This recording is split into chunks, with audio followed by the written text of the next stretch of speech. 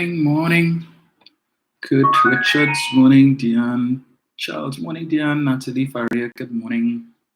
Susan Kadogan, morning. Adriana Alexis, good morning to you. Nice.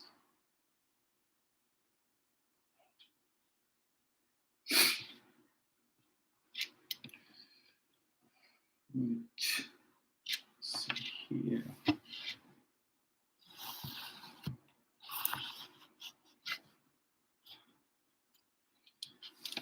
Right.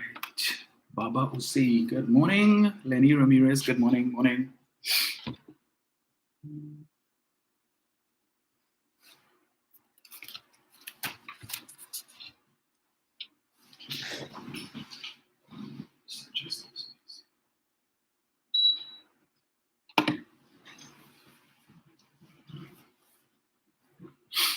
Once we have here Claire Irish, morning. Brian Deming, Sarah Richards, good morning to you guys. Morning, Joy. Macaroni Tony, morning. Shadley Jimenez and Orlando Smith, good morning to you folks. Right. Happy Tuesday. Part 2 of what was started on Sunday. It's not overcast this morning and, well, no rain.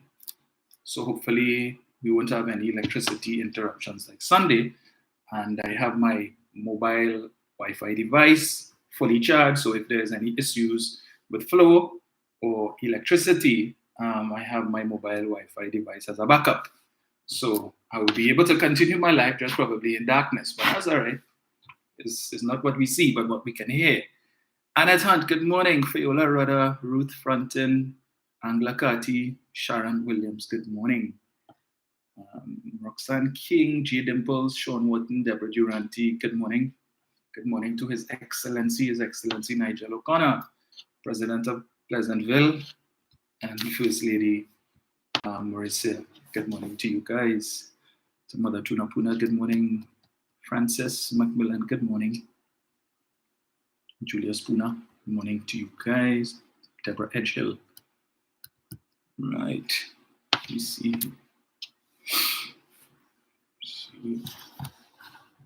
So the folks on Facebook, you all hear me good, right? I know usually Facebook tends to give us a little bit of headaches, but yeah, I trust that all is good there.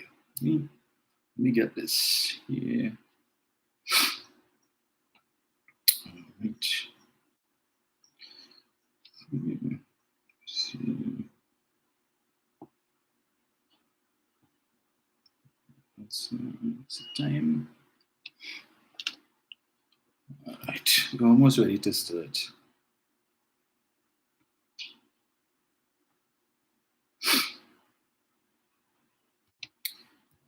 Put on this here for a little bit.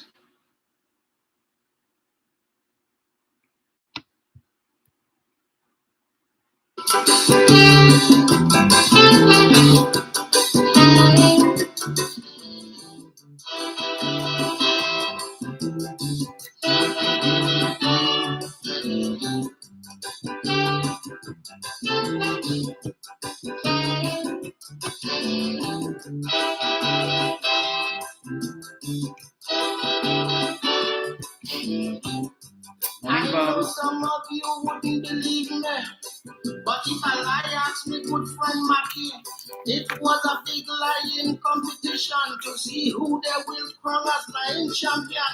Liars from all parts of the West Indies, big shot liars from all them foreign countries. From a feel about 1,000 or so entry in 2 days, the boys down and leave just 3. I had me eye on the liar, the lion, because I know he does come with some good ones.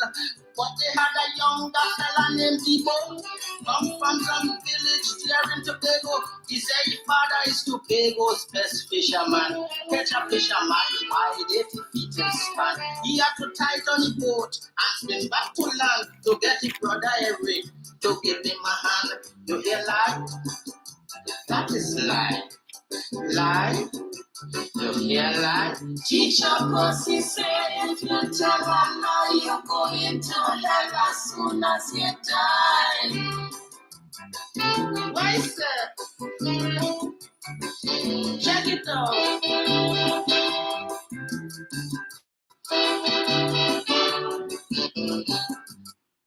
Right, so you know whenever on a talk show you hear that song, you have an idea as to what is coming, right? Yes. So I think maybe it was a good thing that we lost electricity on Sunday, because else I would not have had a live this morning to add to what I had intended to present on Sunday. Right? Morning, Jennifer, Cynthia, Talika, Anne-Marie Montique, Juliana. Good morning. Morning, Anna, Val, Ashton Jack. Morning to all of you guys. Patricia McKenzie. Right. So before I continue what it is I was discussing on Sunday, part 2, I wanted to touch a little bit on some of the offerings on last night's Monday night forum. I don't know how many of you would have taken the time to look at it. Let me tell you, as usual, it was very painful, especially to listen to Kamla Prasad Bisesa.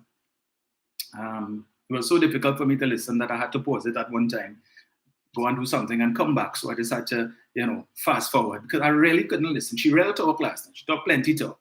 So they would only allow the other speakers like about 5 minutes or less to talk, so that she could have a full hour and more to talk nonsense, rubbish, garbage, nothing of substance.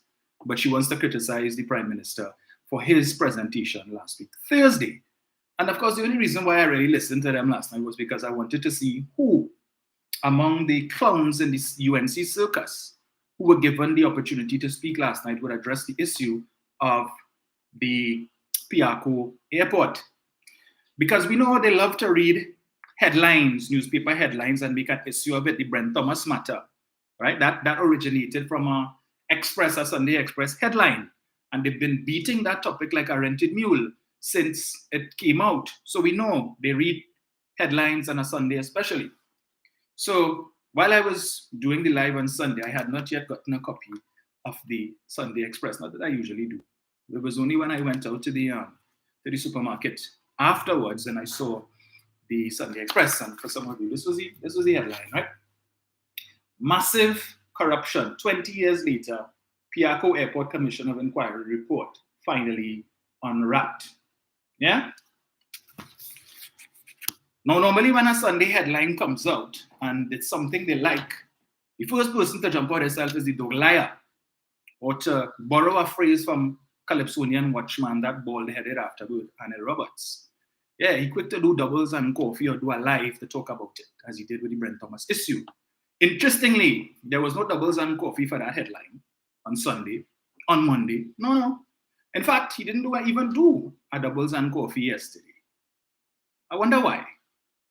How convenient. Yesterday he didn't do one. So last night, as I said, I listened to see who among them would address that issue. And of course, the misleader, she did forcefully. Yeah. It took a lot out of her to address it. Of course, she didn't address it in any substantive way, but simply made one remark in respect, well, two, in fact. Out of that whole, and it's a full two-page story, and part 2, so this was just part 1, took up 2 full pages in the Sunday Express. At the bottom, at the end of the article, page 4 and 5 of the Sunday Express. It says, more of the revelations of the Piarco report next Sunday. So there's a part 2 to come next Sunday, and who knows how many other parts. But it's interesting, this report was never laid in the parliament because I think, if memory serves me correctly, the government of the day was advised by Mr. Bob Lindquist that they ought not to lay the reports in the parliament, lest it could affect the outcome of any possible charges that may be laid against persons who were implicated in that fraud. We see similar to what would have happened with the live sport matter, where the report would have been laid in the parliament, and then persons who were so named in that report went to court to say that they weren't given an opportunity to respond to the allegations, and the report was quashed. And it was for that reason that for the past 20 years, the report has not been laid in parliament and still hasn't been laid. In fact, what we understand is that the Express would have gotten their hands on a copy of said report, which would have resulted in the publication of this article. So we look forward to this Sunday to see what else is contained in that article, some of which I will be touching on today. But interestingly, with all of this information, in part 1 of this article, for the first time in 20 years, the citizens of Trinidad and Tobago are being made privy to what were the findings and the conclusions of that commission of inquiry. The only thing Kamla Prasad Bisesa could have found to talk about, and she said, I wasn't going to talk about the Piarco airport report, I wasn't going to talk about it. But I saw an article came out on Sunday in the Express, front page headline, massive corruption. And the good thing about that report is that it exonerated DPL Jolene John. And Rowley only calling up the woman name on the platform. What you calling up her name for? The report exonerated DPL Jolene John. And I want to tell Mr. Rowley that Mr. Pandey has retired from politics and he's no longer he's not a part of the present UNC. So what you're calling up his name for? The only thing that she observed from all of this serious information, things which we weren't aware of for the last 20 years, the only thing that struck Kamla Prasad Bisesa, and the only thing that she saw fit or necessary to mention, morning Angie, was that the report or the commission of inquiry cleared DPL John of any wrongdoing, and that it cleared Mr. Pandey, because yesterday the headline was, Pandey, I feel vindicated, but others may be implicated. That was the headline of yesterday's Express. I don't know what they have today, right? So the newspaper, they contacted 3 persons who were so mentioned in the inquiry: Jolene John, John Humphrey, and Basdio Pandey. They got a comment from John Humphrey, they got a comment from Mr. Pandey, but they weren't able to reach Jolene John for comment. How convenient. And on last night's Monday Night Forum, Jolene John showed herself to be the biggest hypocrite there is this side of the Pecos. She made no mention of that report. It's almost as if she didn't see it, conveniently. As I always say, when they want to talk about PNM wrongdoing, they have 2020 vision. But when it comes to UNC wrongdoing, UNC corruption, graft, and theft, they have cataract and glaucoma. Yeah, they ain't see. Yeah, they're like Schultz from Hogan's Heroes. I see nothing. They ain't see. They ain't hear. Right? So they talk about it. But she was forced to mention it because somebody probably tell her, well, if you don't talk about it, they will say you have something to hide and you're trying to avoid the report. And if it is that as you say, it is a 25-year-old PNM smear campaign designed to make the UNC look corrupt, and you choose not to address that front page story, then it's not going to look good. So she mentioned it, right? But all the other details, evidence pointing to, as the headline reads, massive corruption, greed, and gross misconduct. She didn't see that. She didn't see that. So apparently she's suffering from short-term memory. So the only thing, she read the entire article, and the only thing that stayed with her was that DPL John was cleared, was exonerated by the Commission of Inquiry, and yeah, that's about it. But in terms of the more granular details as to the depth and the level of corruption that took place in that project, Mrs. Prasad Bisesa chose to stay clear of it. No mention of it. And this is the person who is positioning herself or offering herself to you as the Prime Minister in waiting, while she's been introduced on several occasions by many of the speakers on that Waste of Time platform. She is the next Prime Minister of Trinidad and Tobago. Yes, happy holiday to all. Well, what was formerly Arrival Day and is now East Indian Arrival Day. We know the whole history of why the name of the holiday was changed and so on. But to all those who are celebrating it today, whether you are East Indian or not, happy holiday to you. Right? So, there are some things that were said on the platform last night that I wanted to address before I get into part 2 of what I was discussing on Sunday. So I was making the point that with all of this information that came out, Mrs. Prasad Bisesa didn't address any of it. None of it, right? This is the same woman who, just a couple months ago, is on public record as saying the Piarco airport scandal was nothing more than a 25-year PNM smear campaign designed to make the UNC look corrupt. So there was no corruption. There was no corruption on the part of the government, of which she was a significant part. No, all that is lie. The PNM was just lying for 25 years. There was nothing. Last night, she didn't use that description, though. She couldn't. But when Dr. Rowley said last week, Thursday, and there's another meeting this Thursday, thank God, we're finally getting regular weekly meetings. Tax elections. Yeah. Anyway, we ain't going there this morning. Dr. Rowley made the point on Thursday that the media in this country have questions to answer. And again, they demonstrated that, notwithstanding the fact that the Express published a ridiculous editorial, I think it was on Sunday or Monday, sometime thereabout, chastising Dr. Rowley for criticizing the media for what he considers to be a lack of interest or insufficient interest and coverage of this issue.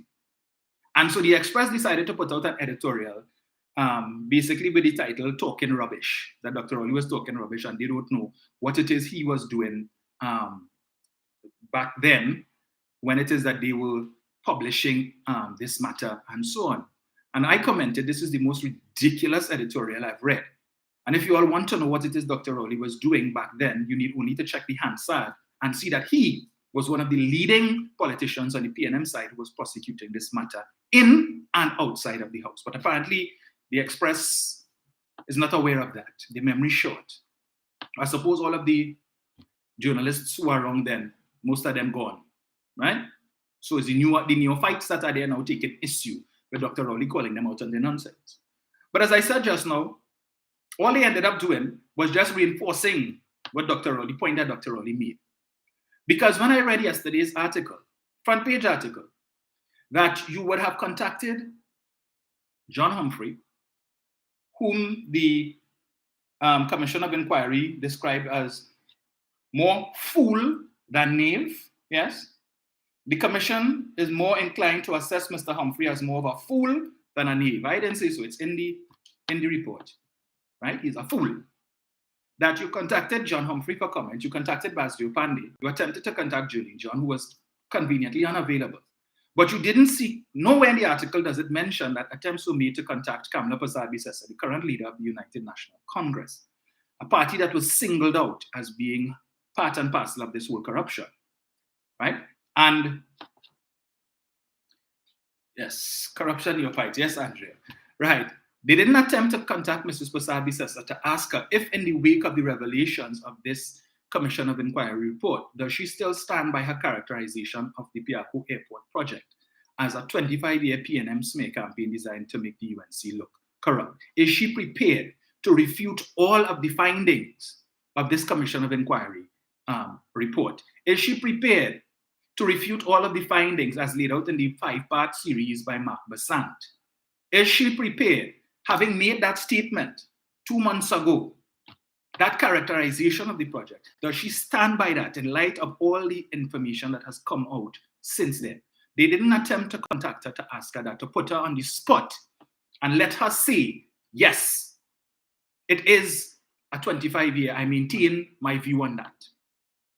So that the right-thinking citizens of this country could understand the clear and present danger that she presents, that in the face of such overwhelming evidence that she will continue to maintain and tell you, the right-thinking citizens, who would have read this report, who would have seen the Mark Basan 5-part series, and would have read other information with respect to that Piarco airport, that she still maintains and wants to tell you all of that evidence is lies, propaganda that was created in the bowels of the wicked and evil PNM. right? So you now need to be able to question either your sanity or that of this lady, right? You need to do that. But the media is not going to put her on the spot to ask her any questions. So with all the revelations that were made on Thursday night by Dr. Rowley and Faris Al-Rawi and so on, had it been the other way around and those allegations were made against the PNM, bet your bottom dollar Sunday morning on Friday morning, I-95, they would have interviewed Martin Daly, Martin George, Winford James, anybody, all of these men and women have letters that they always quick to run to for comment. They would have interviewed them. Whole day Friday, you would have been hearing clips of the interviews that were done with these people to get their perspective on what was said on Thursday night. No such interview on Friday. Saturday morning, all the newspaper editorials would have been about that, asking the Prime Minister where the money went, the millions. And last night, Mrs. Prasad Bisasa admitted that her government received $18 million. 18 million US dollars. 18 million. So she's well aware that they received the money. But hear her. But that was published, and that was really, madam, where? You know, they love to come with evidence and they love to bring articles and so on and put up stuff on the big screen. I would think that if you were coming there last night to lie, as you did, to say that that was published, well, then bring us the evidence. Because you put up big video last night with you in 2019 when it is that the amendments to the local government legislation, reform legislation and so on, where it is she was making a point in 2019 in the parliament about the extension and all of this thing and Faris, and she made sure she came with that. And just to make sure that it sunk in, she brought the transcripts and she read it out too, because she said the video was a bit blurry. So let me read it out so you all can get it in your heads. You ain't work with a single newspaper clipping, nothing to say, well, look at here, we published it contrary to what Keith Rowley said. But you know, she knows that she could come and talk that garbage last night. Oh, but that was published. So she don't know what Rowley talking about. Yes, my government received the money, but that was published. Where was it published, madam? Quote for us so that we could go and do the research, because we know you have a history of being very moderate with the truth. I stopping short to call you a damn blasted liar, right? Even though that is what you are. But since you tend to be convenient with the truth sometimes, if you're coming to claim that this information was published, where was it published? In the Gazette? Which newspaper could we find it? How is it that you and all of your research people couldn't find one article to say, well, look, it was published here, and look at here? Nothing. But you come last night to tell us that 18 million US dollars. Where that money went? What was it spent on? Faris made mention of a painting, one of perhaps several, that was sent to Trinidad and Tobago in addition to the money as restitution for the theft that took place in this Piarco airport matter. And the only comment she had on the painting, where Faris would have pointed out that the painting somehow ended up in the office of the Attorney General, and we're still questioning how did that happen, right? How did that happen? So when the paintings and whatever other assets came to Trinidad, and then Ram Logan went on the port or wherever it is, in the bond, to see what came and decide to pick out what he wants? Was it that all of this stuff was brought to the office of the Attorney General and he went through it and he said, I want this, I want that, put that on the wall in my office, I like this painting? As I asked on Sunday, were there any other paintings or anything of value that ended up in anybody else's office or home? We don't know. But the only comment she could make on the painting was tell Faris to tell us about the $3 million that Rowley spent on paintings, on Casabon paintings. But last night she stopped short of making a claim, another lie that she told the last time she made mention of those paintings a couple months ago, that Dr. Rowley took taxpayers, $3 million of taxpayers' money to buy paintings for his daughter. Yeah? She all up in her feelings because Rowley say that she made some comment about identifying a particular race with crime, and she wanted to sue, and she filed pre-action protocol letter, and she instructs her attorneys to go ahead and sue. But you, on a public platform, on television and radio, told the population that Dr. Rowley took $3 million of taxpayers' dollars and bought paintings for his daughter. You see, he allowed you to get off the hook. If it was me, your backside would have been before the court to answer to that and present your proof. And if I was Dr. Rowley, I don't want no apology, you know. The only apology I want is a check. I don't want you to come and say sorry and you make a mistake. That was no mistake, because you know how the minions and the illiterati in the UNC operates. She just has to say something, and even if it is that you take it back, once you have sown the seeds within the fertile minds or the grounds of the literati, you can't take that back, because they're running with that, you know. They don't care that she come and say that no, it wasn't true. They're running with that. You ain't here come and say, Rowley take 3 million of taxpayers and buy paintings for your daughter. She stopped short of saying that last night, right? Yeah. But she wanted to know about those paintings, and I already addressed that. It wasn't no 3 million. It wasn't 2 million. It was 1.9 million that was spent on the paintings, because there were 12 paintings available for auction, but only the government was not able to get all 12, because there were other persons who were able to secure the paintings because they understood the value of these paintings and they wanted to get it, and they got. So the government was only able to get, I think, 8 or 9 of the paintings, not all 12. And there was a subsequent retraction where the then Minister of Public Administration, Maxi Coffey, would have made that correction, and it was published. That was published. We could point that out. But her claim that it was published in the newspaper or wherever, that the government had received the restitution money, we're still waiting. I'm trying to find it, and I ain't seeing it anyway. Now, if we had a proper functioning PR unit in the party, there would have been memes all over Facebook already asking her about that. Yeah, calling on her and basically putting her supporters on the spot to answer the question. We ain't gonna see that. No. Forget that. But anyway, I digress. So she made all of these. Now, if I had to describe last night's Monday night forum, if I had to characterize it based on what I saw and what I heard, perhaps the best definition I could come up with was amateur night at the Hawk and Spit. You know, there's a bar, I think it's still there, and somewhere in Independence Square, I think close to Henry Street corner, Lower Henry Street or somewhere there, called the Hawk and Spit Bar, where some of the most nefarious, you can find some of the most nefarious characters. You know, that's one of those bars when you're alcoholic and you know during the day you just need a drink. So you would go down by this bar and ask for a shot of punching, yeah? And then they give you a glass bottle, one of those rum bottles with cold water to chase it. Yeah, that is basically what last night was. Basically what last night was. Speaker after speaker, like they were trying to outdo each other. I don't know if it is somebody tell them that they were doing auditions for the Angatan Comedy Tent. So everybody trying to outdo each other with jokes. So the best joke she could have come up with, you know, and there's always somebody tell her a joke. Somebody told me a joke. You can't get eggs to buy in Port of Spain because all the eggs on the faces of the Prime Minister and members of his cabinet. Really, madam? Okay, you get 0 points for that joke. It's not funny. Maybe it's funny to you, right? And the people, when you spanned the crowd last night, half the crowd looking like if it is, you know, when time for the meeting to start, only half the room was full or less. So they say we need to get somebody to pull up here because, you know, how the media stuff, the camera and stuff, they would see the room empty. And after all the things we say about the PNM meeting on Thursday night and how it had nobody stand up outside and they in a small room and they pack in the small room to make it look like plenty. Half the people inside there, and wearing no UNC shirt, you know, looking as if it's just stragglers they pick up at the side of the road. Here, we're trying to pull up that room there. Why come through now? Don't worry, it had rum. We're drinking puncheon, it had that. We're drinking beer rum, it had that too. What are you drinking? White oak, it had that. Come through now, come through. You just had to sit down for about 1.5. Yeah? And anytime we say we crack a joke, let's laugh or smile at best and clap. Yeah, don't worry, you're fixed. And every time the camera span the room and you look at the people's faces and you think that the expression on their faces, but where the rum is, where? But they say it rum here, we waiting, let's start talk, or you can always say, that will we come here for, you know. Yeah, we throat dry. It's really the rum we're looking for.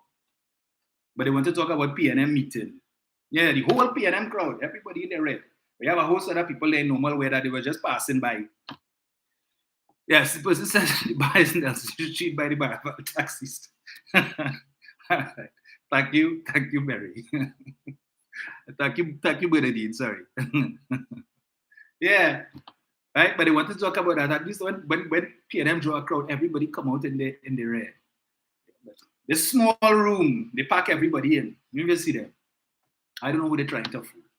But anyway, amateur night at the Hawk and Spit. That's what last night was. So the first clown was Wade Mark, right? Well, when I joined, he was speaking. And they have nothing of substance to talk. So the only thing he could have found to do is to talk about some property Dr. Rowley having landed in Tobago. Apparently he says some apartment building and they take pictures. So he had a picture of the building and then a picture of the what is the breaker box to show that it is multiple units in the building. He says it's an apartment building. Yeah. So you have a problem with Dr. Rowley and then some grocery in Tobago or some farm or something that he claims Dr. Rowley is part owner with a gentleman by the name of Alan Warner. And he complained that Dr. Rowley have more than one salary. That's his concern. Dr. Rowley have more than one salary. That's not. Let me do this. Let me play some of that for you. Shameless bunch. So, I'll show them how they wait. I'm ready for you. There we go. Who is the chairman of Trinidad Petroleum Holdings Limited, of called Michael A. Kwamina, to take urgent action to appeal the decision of the arbitration board or committee that gave the all clear to AMV Oil. They're still on that. You know them fellas, they never gave the all clear to Deborah P. They never. They're still on that. Yeah, but Kamla want to tell Rowley stop talking about the Piarco airport. Hold on. That fella, as my brother David told you, doesn't care about us, doesn't care about you. He cares about himself. Brothers and sisters, my time is limited tonight. But before I leave, I must tell you something. You see, whilst these fellas are thieving, stealing, filling the pockets, you know there's a place called Pennywise, in a place called Scarborough, Tobago. If you go in a supermarket, honorable leader, you'll see chicken well wrapped up, and it's marked Alma Farm Chicken. You know Penny Savers, right? Yeah, Pennywise. Okay. That's when you want to lie. When you want to lie, you make mistakes like that. We continue. You know who are the owners of Alma Farm? A fella called Alan Warner. And when you look at the certificate incorporating Alma Farm in 2008, whose name come up there? Keith Christopher Rowley. Oh my God! So he gained two salaries. He gained money from chicken and goat. Right. And then he getting $70,000 a month as a prime minister. Okay. Brothers and sisters, right. Once he gained money, I want to tell you what is happening to us. Okay. This man has built what we would want to describe as a palace. So you holding up a picture now, right? Picture. So they stopped taking picture of Foster Cummins' property because Mark Bassan talked about that. So now they're going to Tobago to show a picture of Dr. Rowley property in Tobago. So it is a problem for the Prime Minister to have private business. Yeah? Okay, is that an issue? Yeah, so he must only depend on his salary as the Prime Minister. So when he was opposition leader and all of that, he didn't have needs. Okay, so he mustn't get involved in it. It's only UNC MPs must have other businesses. But the blank man, he mustn't have no other business. I continue. On the hills, this man called Rowley and his wife, and you know he like to tell you, he gonna meet you on the pavement. Look the land here. Look the land. Lot 1 in the name of Sharon Clark Rowley.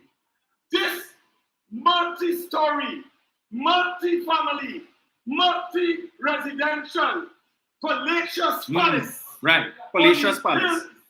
Of Landgate, now known as Forest Hills. This is Rowley's palace on the hills. Wow. Tonight we call on Rowley. Explain your well.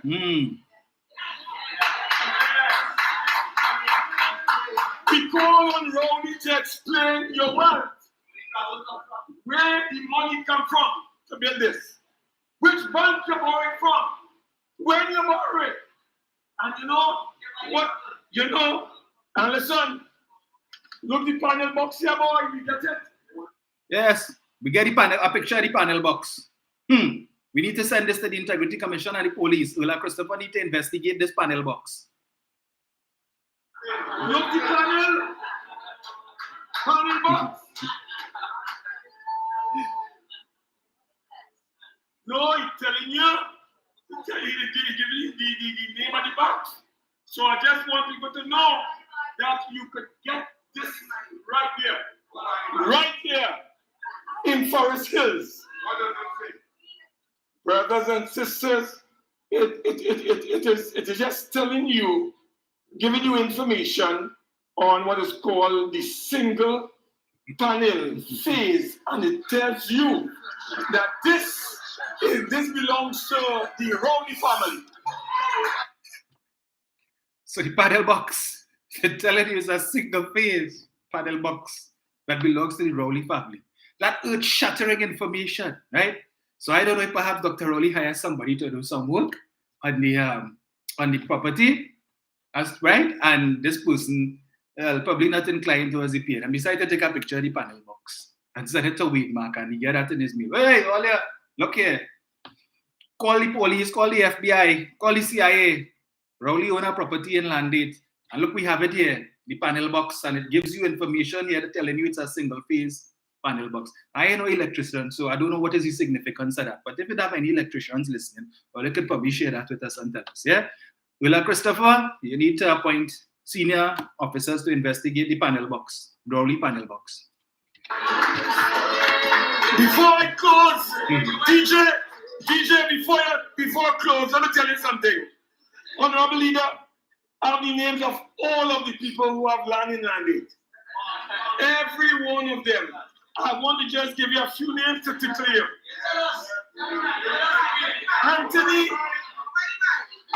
Anthony Romaine, Rowley partner. I don't know any Anthony Romaine, eh? All right.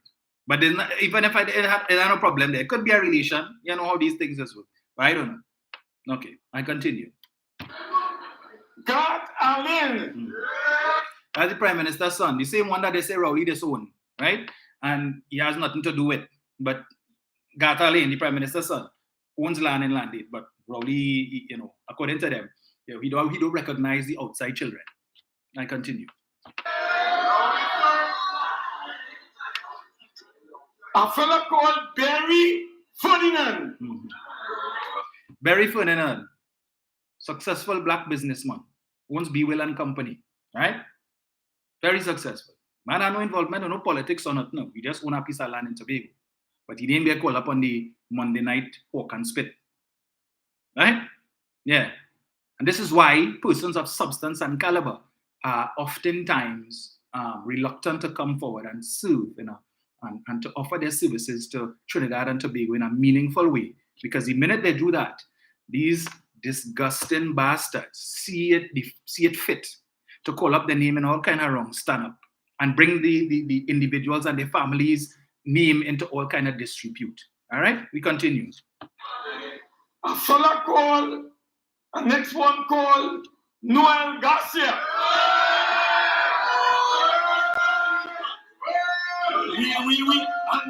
And I'll keep the rest. But these are... What are you keeping the rest for? Tell us. Yeah, you afraid they get sued? You afraid they get sued? Call out the names. Y'all see the problem in this country that even private citizens are not safe, are not protected from these vermin. As Jolene John once said, when they go low, we go below the pavement. That's below the pavement behavior.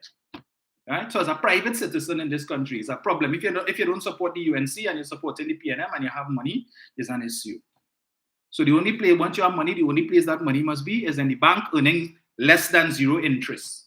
No interest. So just leave your money in the bank. Don't invest in land, don't invest in property, don't invest in no business. Just put your money in the bank and leave it there. Because if it is, we find out that you own property anywhere and you're related to the PNM or you're connected to the PNM in any way, right? Even if you're not connected to the PNM, but the property that you own happens to be owned by somebody connected to the PNM, well, we go deal with your case. Yeah? So it's a sin for PNM supporters to own anything in this country, anything of worth. Why? Because then when you do that, you deprive the UNC of the opportunity to come and say, PNM people suffering and they're eating grass and all PNM supporters is latrine flies and all kind of thing. They don't like to hear PNM supporters doing well. Even if you're not involved in the politics, the mere fact that you support the party, you mustn't be doing well. That's a problem. That's anathema to the PNM. All right. But I come back. So there are certain things in the interest of time that the misleader of the opposition said last night, which I found to be very concerning. Particularly because they put up a whole list of lies, things that they claim the government did, things that they claim Kamala Persad-Bissessar did. So she was comparing her track record with Keith Rowley's track record. Look what Rowley do and look what I do, right? But as if that wasn't bad enough that you published that rubbish, that nonsense that could easily be disproved on national television last night and spoke about it on national radio and on social media. She went on to say that she is putting together a booklet with all of these lies to give it to their supporters. So when the campaign starts and they go out campaigning, that they could go and spread the gospel of the UNC, according to Kamala Persad-Bissessar and her handlers. In other words, a book of lies. Some of which I will speak on now. So understand, knowing that the IQ of the average UNC supporter is less than 5, they don't have the time to go and do any research to see whether or not what they go in and tell people is true. But because the leaders say it, and she published a booklet and give it to us, it must be true. Well, I want to bounce up 1 or 2 of these UNC supporters when they're campaigning. Come and tell me that rubbish. Let me embarrass all you on the spot. Come. I want you all walk around in my neighborhood and come knocking on my gate and on my door. Let me put all in all your place and embarrass you all and demonstrate waterfront ilk, right? The depth of stupidity that resides in that party and passes for intelligence. But this leader who ought to know better, but she don't care because, as I said, she's an inveterate liar, just as she and several of the other members of that executive of that party are. But I'm waiting for them. Ole, come by me. I waited. She said her government scrapped the property tax. No such thing was done. One of the promises they made in 2010 was that they would repeal the Property Tax Act. That was never done. And no effort was made to do it either. Such that in 2014, during the budget presentation by the $11 million Minister of Finance, Larry Hawaii, he made the point that not only were they not scrapping the Property Tax Act, but they were going to bring back property tax on a phased basis between 2014 to 2017. Commercial rates, industrial rates, residential rates. And Kamala Persad-Bissessar was sitting right next to him when he said that. But her supporters not ready for that conversation. No. Yeah? She said that her government built 3 hospitals and started 2 more. Where? What 3 hospitals did your government build, Mrs. Persad-Bissessar? You built 1 hospital, the Couva Children's Hospital. That was the only hospital that your government built from the ground up. You converted the Chancery Lane complex, which was intended to be an office building, an office complex to accommodate government ministries and departments in South, to reduce the amount of money that the state was paying in rent to private landlords. You converted that into a wing of the San Fernando Hospital. You did not build anything there. In fact, several floors in that building still remain unoccupied. Yeah? You finished the Scarborough Hospital that was started under the People's National Movement. You turned the sod for the Arima Hospital on the 7th of May, 2015, exactly 4 months before the date of the election, which was September 7th. You turned sod, shovel, you toss dirt twice and you take some pictures and you smile, right? Trying very hard to hide the impact that the puncheon or the Grey Goose has had on your front, on your grill, right? That's all you did. Not a brick was laid, No cement was mixed or anything like that. You turned the sod for the Point Fortin Hospital on the 21st of May. 2 weeks after, you turned the sod for the Arima Hospital. And that is all that was done. You didn't pull a line, nothing. When this administration came in September of 2015, they found that there was no money, no financing was put in place to construct these hospitals, that it was all show, mama guy. Nothing more, because it's election and they want to show we doing thing. And we promised this at the start since 2010, we promised, and 2015, we didn't put on a brick here. Just like when Munila lied and said that there were about 1,200 houses ready for occupation in Terrestrial Gardens. And when the media went, all they found was a load of gravel, a load of sand, and tobacco. Yeah. So apparently they was building a house for ants. 1,200 ants, because it had no houses there, HDC houses in Terrestrial. Every HDC house that is in Terrestrial now was built by this administration. So I don't know which 3 hospitals she's talking about that they built, and 2 more under construction. Which 2? You see, this is what I don't understand. You could make, and this is going in the booklet, the booklet, the gospel according to Kamla Prasad Bisesa, for the supporters who going out to canvass and to campaign to be telling people that Kamla built 3 hospitals and 2 under construction. Which 2? The Grandy Hospital. There are 2 hospitals right now under construction, Grandy and Central Block in Port of Spain, both of which were started under this administration. It was this administration that had to retender the contract for the Arima Hospital, the Point Fortin Hospital, right? And saved hundreds of millions of dollars. Dr. Rowley is on record as saying that on numerous occasions. That between the hospitals, the money saved on the hospitals, the Curep interchange and other projects, over $1.5 billion was saved because of the high price tag that the UNC put on these projects. And had they won election in 2015, that is the money that would have been spent or more. So to hear her talk this nonsense, but we build 3 hospitals and start 2 more, you should have said which hospitals, but you're not going to do that. So anytime you see them come and knocking by your gate, ringing your bell to come and tell you this nonsense, ask them which 2 hospitals or which 3 hospitals did she build? Which is the 2 hospitals that was under construction when they left? Tell me now, please. Put them on the spot. They can't answer. Where you go here? Ask Sheena. Ask Hina. Everything good. Everything good. I go on. She said President's house, the renovation of the President's house, which they had promised when they came in 2010. Mr. Warner made a promise to the then President Max Richards that before he demits office, he would move in to the renovated, refurbished President's house. That never happened. 5 years, 3 months, and 14 days later, the only thing they did to President's house was to spend millions to put up a canopy to prevent further damage being done. It took this PNM administration to do that, to repair the President's house. She said it cost $150 million. That is a damn lie. It cost $89 million. I just don't have the time to read the article, but just go and Google it.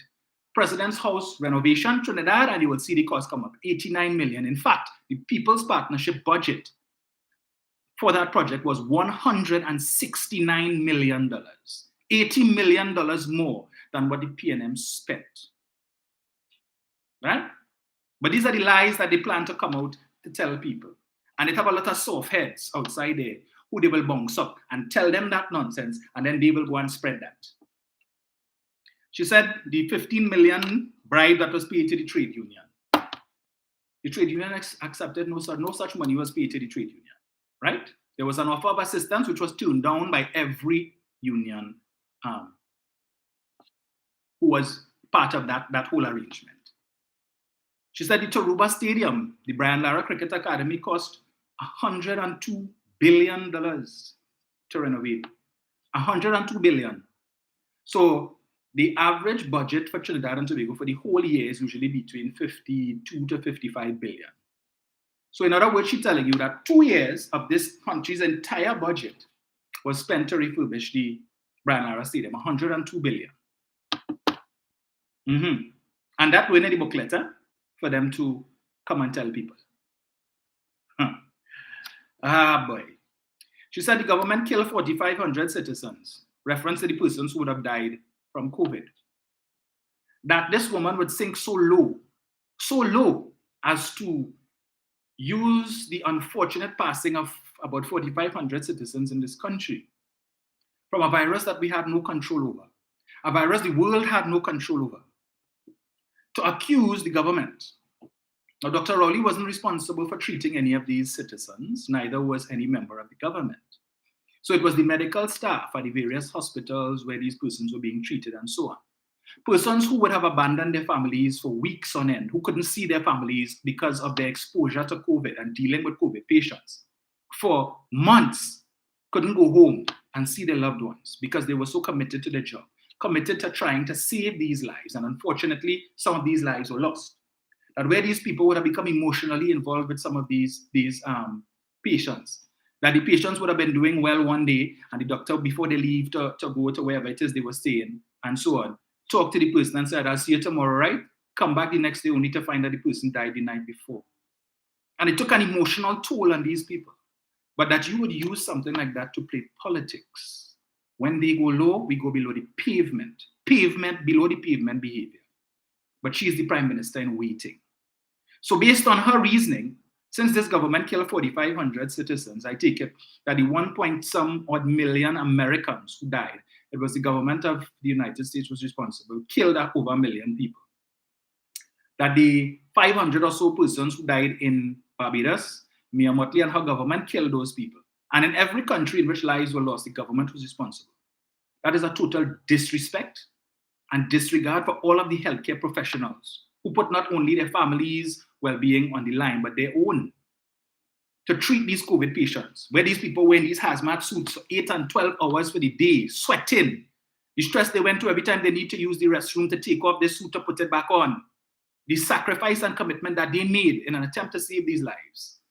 And this no good, low-life wench would come on a platform and make a statement like that the government killed 4,500 citizens, when it is that you have the loved ones of these persons who lost their lives, praising the doctors and nurses for the work that they did in an attempt to save the lives of their loved ones.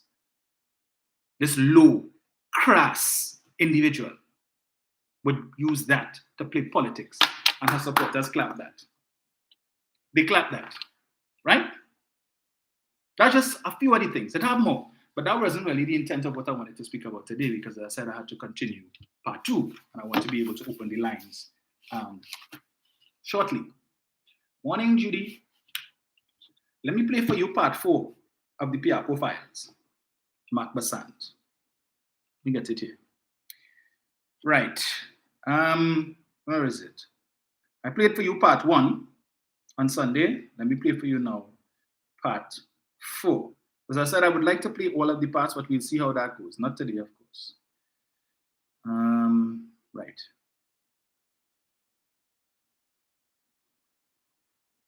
So, give me 1 second. Just load.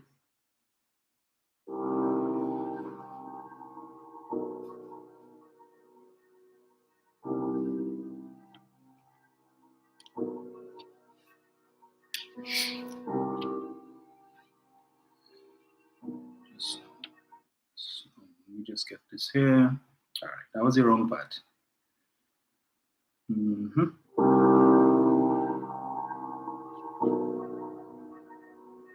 And submitted to the U.S. court for the civil claim matter pleaded of the Piarco airport that involved specialty equipment and systems was also tainted by Steve Ferguson, according to several of his co-conspirators, receiving millions of US dollars in kickbacks. Ferguson, through a deposition submitted to the U.S. court for the civil claim matter, pleaded the fifth under the Constitution, meaning he refused to answer any of the allegations surrounding the airport corruption scandal. But these co-conspirators who served time in jail and agreed to tell all about Ferguson's mastermind plan in exchange for a reduced sentence did not hold back in the confessions to the court.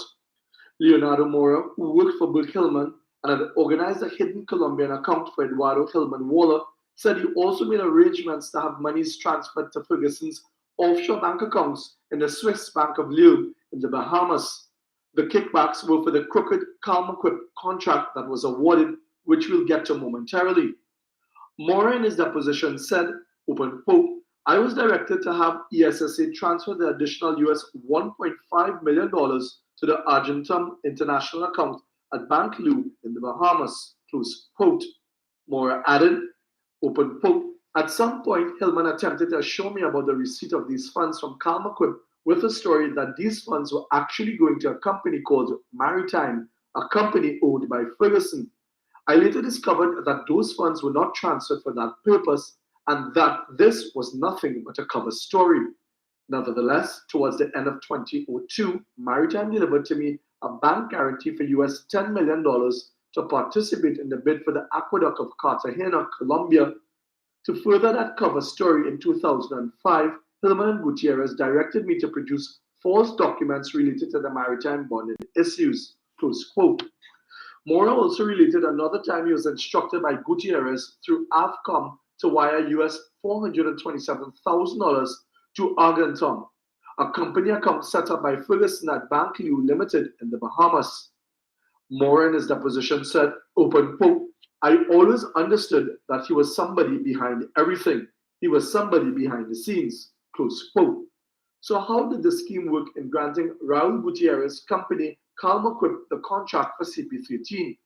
The plan was for Rene de Villegas of Soz de Costa, according to de Villegas, to submit a fake bid for the contract. Open quote, attorney. And that Soz Portugal was actually going to do any work with respect to the Trinidad airport? Villegas.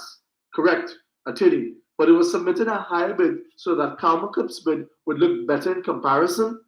Villegas. Yes. Villegas later submitted this fake bid with a bond from Ferguson's company Maritime. He, Villegas, was later jailed for wire fraud. During the process, Ronald Berg told the court in his deposition that Ferguson tried to intervene on behalf of Calmaquip for the CP13 contract.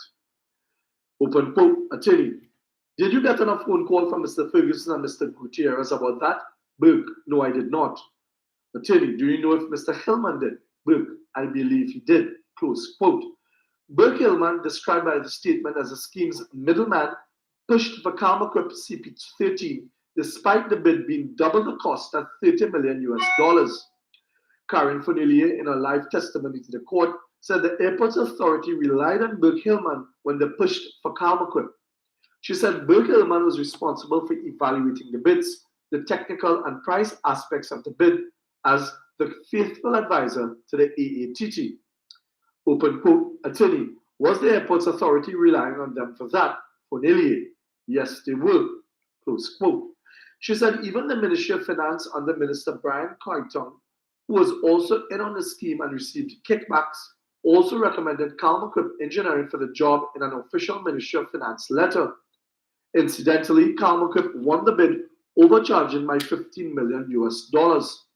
Fornelli said the Republic of Trinidad and Tobago paid Calmaquip via a letter of credit issued by Dresden Bank in Miami. For this particular project, Hillman Waller, in his deposition, admitted to pocketing kickback money. Open quote, throughout the construction of the airport, I received the following kickbacks, among others through ESSA, US $300,000 from Calmaquip for ensuring that Calmaquip was awarded the CPs at the airport, US $500,000 from Northern for ensuring that Northern was awarded CPS at the airport, close quote. Among other bribes he collected that were connected to the Piarco airport job. State Attorney James Robinson, in addressing the jury in his closing argument, said, open quote, it doesn't get more clear than paragraph 36 of Exhibit 52 by Mr. Hillman.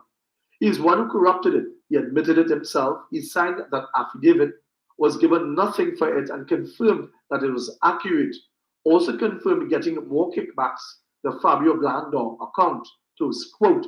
Hillman Waller, by his own admission in his deposition, said that Raul Gutierrez from Calmaquip had gotten greedy, open quote. They should have gone there on their own without Ferguson, without anybody. No one could beat them. Now they were greedy, close quote. But Calmaquip's fraud seemed pale in comparison to the $50 million maintenance contract. According to State Attorney James Robinson, it was preposterous. Open quote. Hillman Waller admitted to his credit the maintenance contract, this right here, the $50 million contract, was the biggest fraud arising out of the airport, and that's saying something. There's a lot of fraud. We've seen a lot of fraud. That was the worst. That was the worst. Close quote. Berg Hillman, according to AAT legal head Karen Fornelli, pushed for the maintenance contract also to be given to Calmaquip for a 10-year period. The maintenance contract was awarded to Calmaquip in March 2000 as engineered by Berg Hillman. Ronald Burke, in his deposition to the court, weighing in on the maintenance contract, said, open quote, well, there was no justification for a price that high, close quote. He added, open quote, attorney, sitting here with your vast experience in designing and planning airports, did you think that a 10-year, $50 million maintenance contract would be high? Burke, it's outrageous, close quote. In fact, Burke's business partner, Eduardo Hillman Waller, in his deposition, told the court that he felt Raul Gutierrez had gone too far with the maintenance contract. Hillman Waller was speaking to his man of business, Leonardo Mora, who also worked for Burke Hillman. Open quote, attorney, you felt that Gutierrez, quote, went too far with that contract and you expressed that opinion to Mr. Mora? Hillman Waller. Mora said, I heard, not he knows that it's costing him $750,000. I think I tell you everything. I think it's costing him $750,000 a year, and they're charging $5 million. Close quote. Hillman Waller told the court that Gutierrez was out of his mind to charge such an exorbitant fee for the maintenance contract. Hillman Waller's man of business, Leonardo Mora, said in his deposition that a worker of Calmaquip told someone he knew, open quote, that the maintenance contract was very juicy and that we spend $1 and they pay us 10, close quote. Tomorrow, in the final installment of this TV6 special report, Steve Ferguson orders his co-conspirators to destroy the paper trail as U.S. law enforcement authorities close in on them. Mark Besant, TV6 News. Part 4. $50 million maintenance contract, right? For 10 years, $5 million a year. You know what the guy said? Shouldn't cost more than $750,000 a year for maintenance, but we're charging $5 million. For every $1 we spend, they pay us 10. Your taxpayers' dollars. Your taxpayers' dollars. All of that took place between 1996 2001. From 2000 to 2001, Kamla Prasad Bisesa was Attorney General after Ramesh Lawrence Maraj was fired by Basdio Pandey, whom the Piarco Airport Commission of Inquiry describes as likens him to Nero. You know that old saying, while Rome burns, Nero fiddles? That's what they were saying. While all of this corruption and theft was taking place, Pandey was just enjoying himself doing what UNC leaders love to do best. Cut ribbon and give speeches. Turn sword. That's all. That he had this report, the interim report from Mr. Lindquist for months and did absolutely nothing about it. And allowed all of this theft to continue. And it was only when Jolene John came in, the one and only meeting that she attended of this interministerial committee, which comprised several government ministers of the Pandey administration at the time, that the one and only meeting she attended, she described it as a feeding frenzy, that the greed was palpable. You could feel it. One meeting, she and Gerald Yetming, then Minister of Finance, attended one meeting, and then, because by that time, Kwaitung had been removed, and they never went back to any other meetings. That comprised a lot of government ministers. And the report here in Sunday's Express, it says, the report of the Commission of Inquiry, which examined the project from April 2002 to August 2003, found serious breaches, including acts of massive corruption, greed, conflicts of interest, inequality of treatment, favoritism, gross misconduct, irregularities, improprieties, and mismanagement by many, including ministers of the former UNC administration. So her cabinet colleagues, according to the Commission of Inquiry, were in on this as well. And they hear what they said, government, former UN ministers. They didn't say a minister.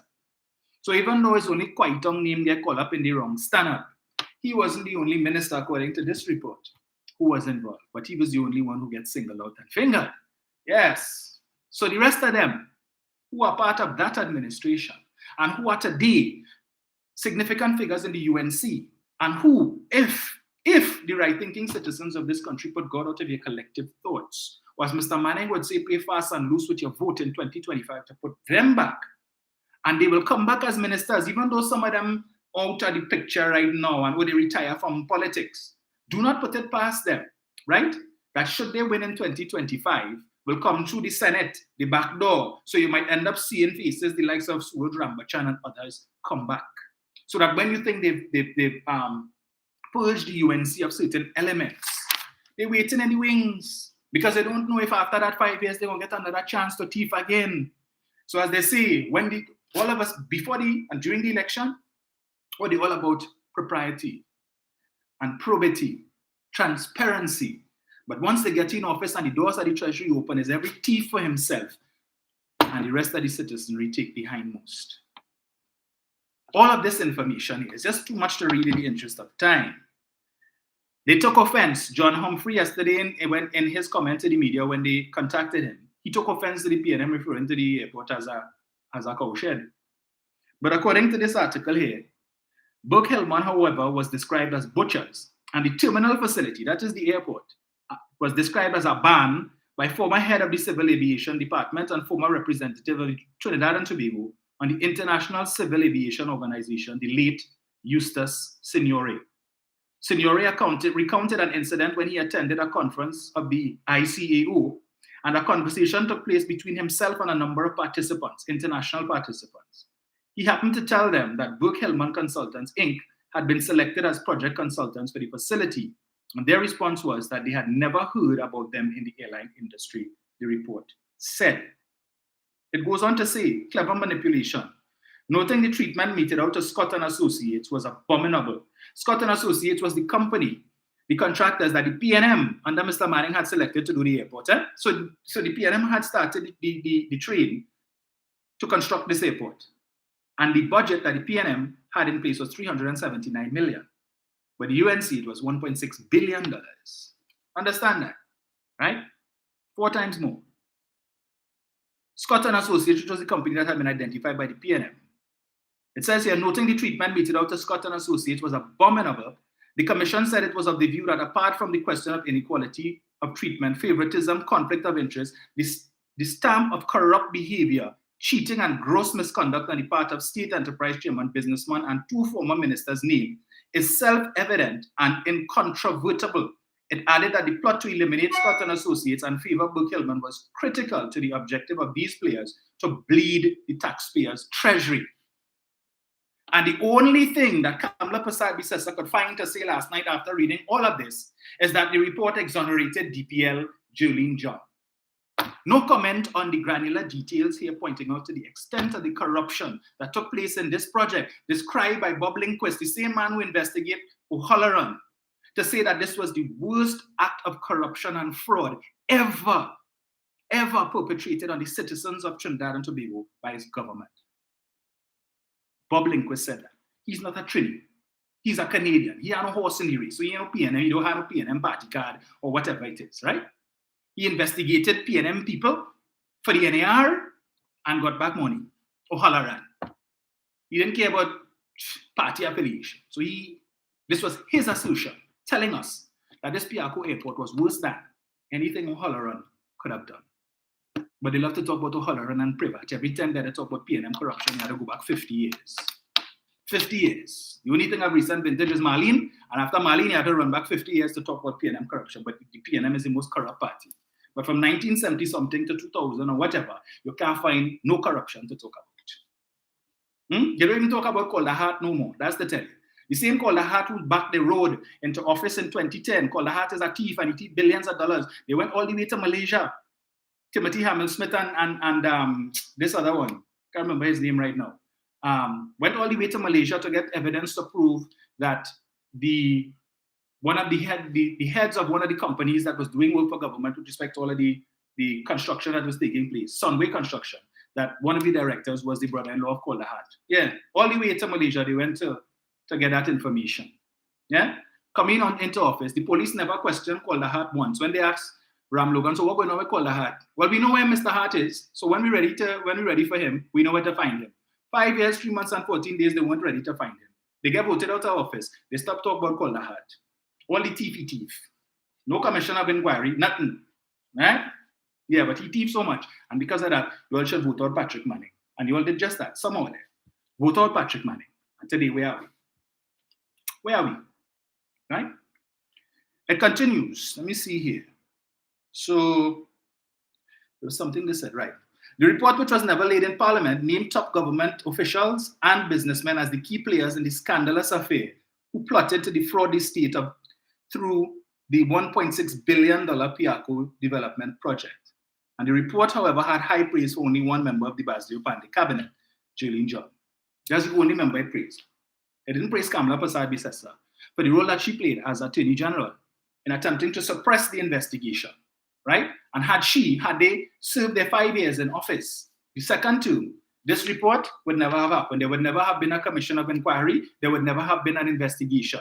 So the interim report that was done in 2 months by Bob Lindquist, which uncovered so much corruption, that would have been the sum total of the Piarco airport, and we would not be talking about that now. The government and the people of Trinidad and Tobago would not be on the cusp of receiving close to $1 billion in restitution, apart from the 18 million US that she mentioned last night that we already get. The inventory for which we don't know. So as I said before, we don't know if it have any other paintings or any other property of worth sitting in anybody's home or the office that belongs to the citizens of Trinidad and Tobago. Persad-Bissessar claims that it was published, but couldn't tell us where it was published. She, who loves to put up demonstrations at the big screen, couldn't share information on anything to tell you, go and look here. Rowley's a liar. He said we didn't publish it, but look at it. You couldn't do that. Because all you need to do is to mount it, and that is sufficient for the literati to run with. Yeah, but you come with a whole list of lies that you're going to put in a booklet to give to them to go out and spread that lie. So social media is no longer sufficient. They've gone beyond the boundaries of social media now. So they're actually going door to door, right, to preach the gospel of the UNC and to spread the lies. Make sure you all are prepared for when they come. Yeah? Don't put out your PNM flag yet. Because when they see the PNM flag, they say, nah, we ain't going by the house because it have people with sense living there. We can't fool them. They could embarrass us. So leave your PNM flag inside. Let them come. And when they start to talk their nonsense, give them the facts. Give them the facts and send them on their way. Educate them and send them on their way. But of course, they're going to go next door and try to do the same thing. So hopefully where you're living, it have plenty sensible PNM people who could school them, call them out on their rubbish. Yeah? But one of the other things she mentioned last night, and it's I will talk on that more on Thursday. But it's one of the mantras that they love to push, that Rowley say the rich must get richer, and who dare dare. He don't care, because that's the picture they painted, that he's cold and he's heartless and he has a heart of stone. That is what Damon Lyda was saying last night. And then Persad-Bissessar comes up to say, yeah, well, he's a geologist, so he knows all about stone. So that is why he has a heart of stone. She wants to talk about taxes, and all this government wants to do is tax the citizens. And she asked the tax. You asked nothing, madam. You're a liar. You asked no tax. You just simply delayed it, and the only reason why your government didn't implement it was because you got voted out of office. But what you are offering, what you offered in 2020, which was rejected, and they're going to come back in 2025 with the same thing. They're saying that they are going to provide tax relief to the citizens.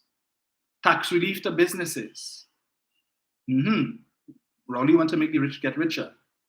What they're offering is to cut the tax rate in half for businesses.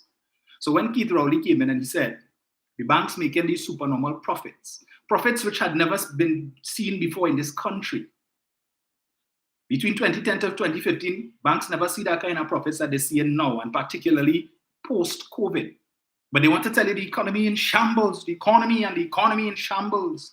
And the UNC has the answer to fix the economy. But yet still, article, Prestige Holdings records $1.1 billion in revenue last fiscal. $1.1 billion, a record. Who's Prestige Holdings? KFC, Starbucks, Pizza Hut, Presto, what's this other one? Subway, Linda's, all of these under Prestige Holdings, right? $1.1 billion in revenue post-COVID in an economy that the UNC tells you is in shambles. So who's spending the money in KFC? The 1%. Who's spending the money in Starbucks? The 1%.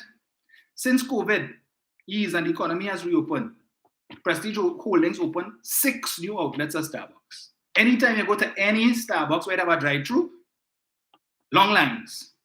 Everyone. But the economy in shambles and people suffering and they can't afford to buy basic food items. She come and say that her government removed VAT on over 7,000 food items and the PNM put back VAT on all. Another lie. One needs only to go on Google and type in non-VAT items Trinidad and Tobago, and you will see the list that came up since 2016. All of the basic food items on which VAT was taken off by her administration, no VAT was put back on, right? But this low life, dishonest, I don't even know what else to call her. Whole time last night, she only, you know what, them alcoholics, them rum coke, and them when they need a drink, right? It's been a couple hours before they got the last drink and they just need it. And they always, whole time last night, that's how she is. Couldn't wait to finish talk. Yeah? She want water. Water can't suffice. Needs something else to wet her throat. Yeah? But come and talk this nonsense about the government remove that and all the 7,000 food items she removed that of the PNM puts it back. And again, you know what gets to me is the fact that it is easy to prove these lies that this woman tells, but she doesn't care because she knows that the members of the literati, no matter what evidence you provide them, it matters not. They're suffering from cognitive dissonance. You could bring what proof? Imagine. They would probably tell you all the people who confessed in the Piarco airport matter, that all of them lied because it's a PNM smear campaign. So the PNM paid them to lie, to pay millions in restitution, to make jail, and to get a criminal record against their names. The PNM did that. All of this she has not addressed. So, you know, they will buy newspapers this Sunday to see part 2, to see what it says if her name be called up in it, right? But just remember, she was Attorney General. And I asked the question, because last night, she also sought to address briefly the claim made by Faris Al-Rawi that her government did nothing to progress the case between 2010 to 2015, that the PNM government is in possession of written correspondence from the attorneys from the law firm that was representing Trinidad and Tobago, stated that nothing was done, that despite their best efforts to get Anand Ramlogan, the Attorney General, to give instructions for them to proceed between 2010 and 2015, they could not. All she could say last night is, and they say that we tried to throw the case, right? But we pursued that case and we got back 18 million. Madam, that 18 million was awarded long before you came into office. It just so happens it was paid back while you were the Prime Minister, but you had no hand in that.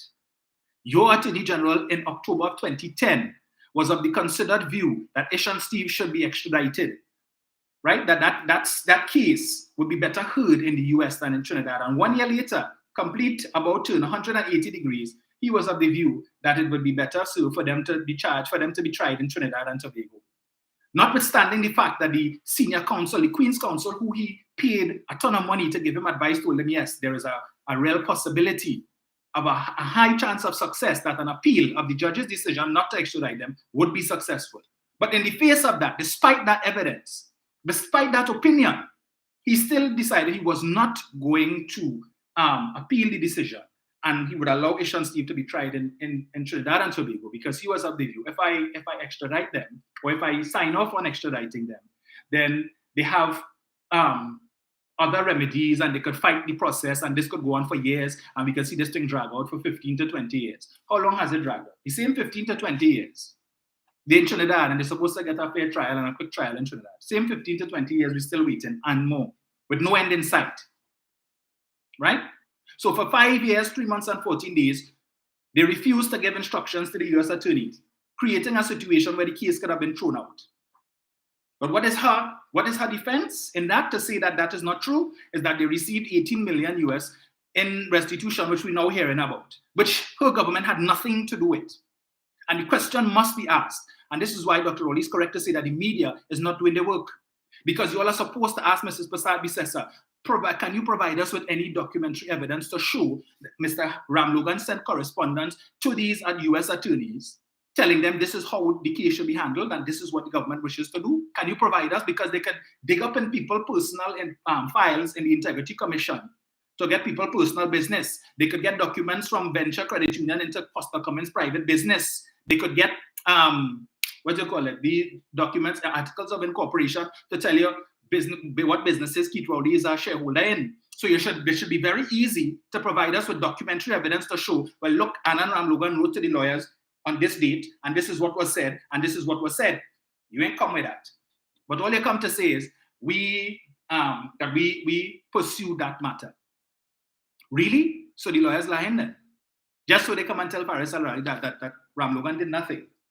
She must be made to answer why Ram Logan did not give instructions. Did she have a conversation with him? Was she aware? And if she was aware, what did she do to ensure that he gave instructions to the attorneys to pursue the case? And if she did not instruct him so to do, why? Was it a deliberate attempt to have the matter thrown out in order to satisfy the requirements for the $8 million that Jack Warner said was paid for Section 34? So we had Ram Logan changing his mind about extraditing Ish and Steve. We had Section 34. We had the witness statement from Mr. David West outlining all of the things that Anna and Ram Logan did seemingly to thwart the extradition of Ish and Steve, much to the chagrin of the Central Authority, which had done significant work to bring it to the point where Ish and Steve were practically on the tarmac, ready to be put on the plane. And all of a sudden, the People's Partnership comes in, and all of that is tossed out. All that work that took all those years, tossed out. And Mr. West couldn't understand why. And we know that that is the truth. Hence the reason Anna and Ram Logan did not want that witness statement to be made public, and that he went through the gambit that he did, resulting in him being fired, that he was willing to risk his reputation, his job, and everything else, his career, to have this witness statement withdrawn so that the contents could never be made public, so that the citizens of this country could understand the depths to which they went to get Ish and Steve off, to give them a get out of jail free card, right? All of that, these things that took place, put Section 34 into perspective now.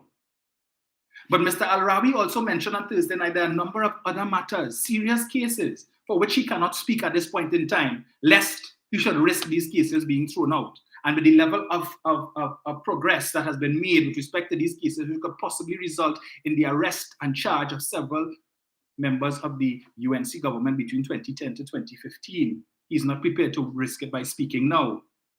Understand that if Kamla Persad-Bissessar, as Attorney General in the year 2000-2001, was more concerned with getting rid of the investigator Bob Lindquist and counsel Carl Hudson Phillips, eminent Queen's Counsel, at the time a well-respected senior counsel in this country, her only concern was what was the procedure Ramesh used in order to hire these two men, to see how she could get rid of them.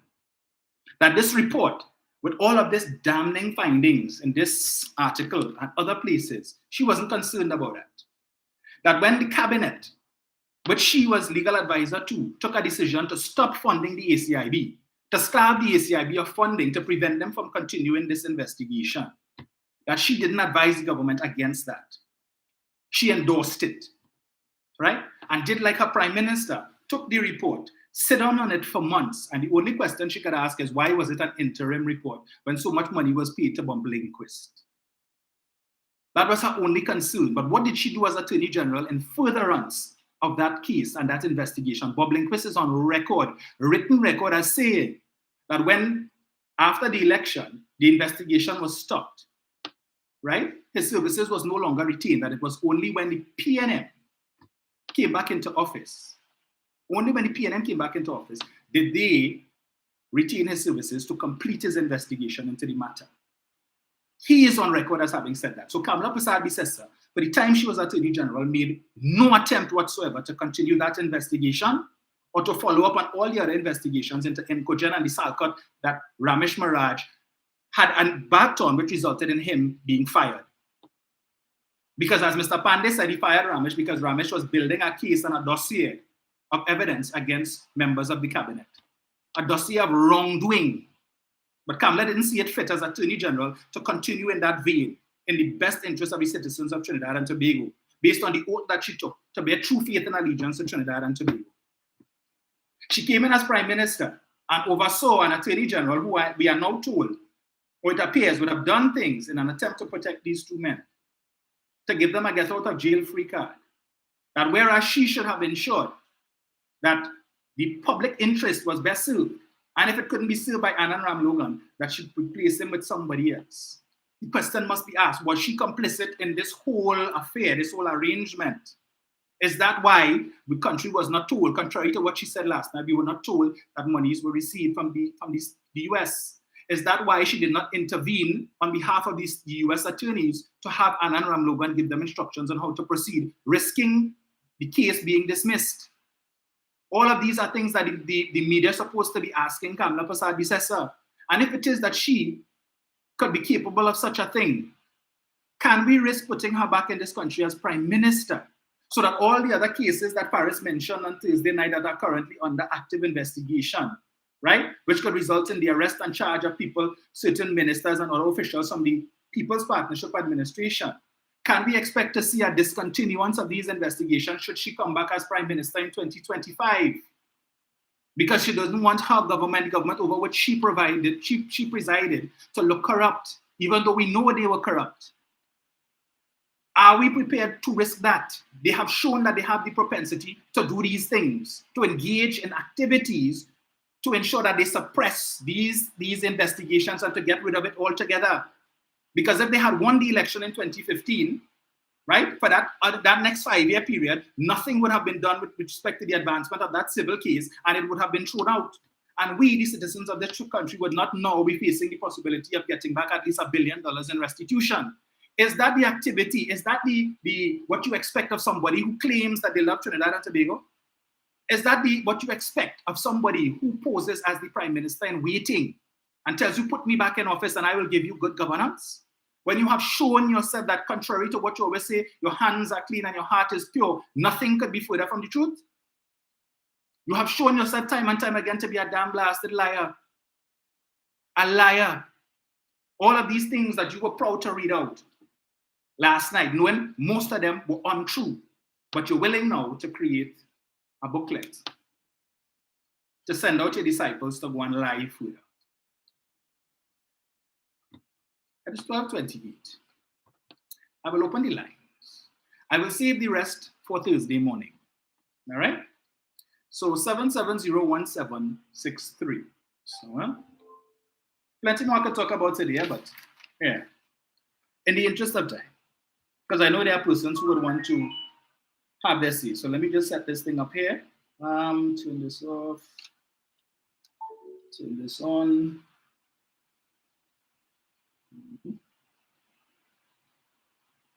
So let me see. Right. Feel free to call. Yes, Dementry. Rain just started to fall by me. Let's just say, Dominic, you talk. Yes, I could talk for another hour and more.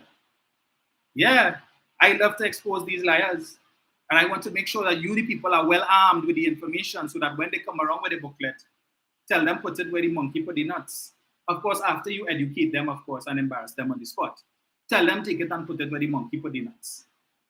But they don't want to hear that. They're not ready for that conversation. And trust me, none of them ready to talk that talk.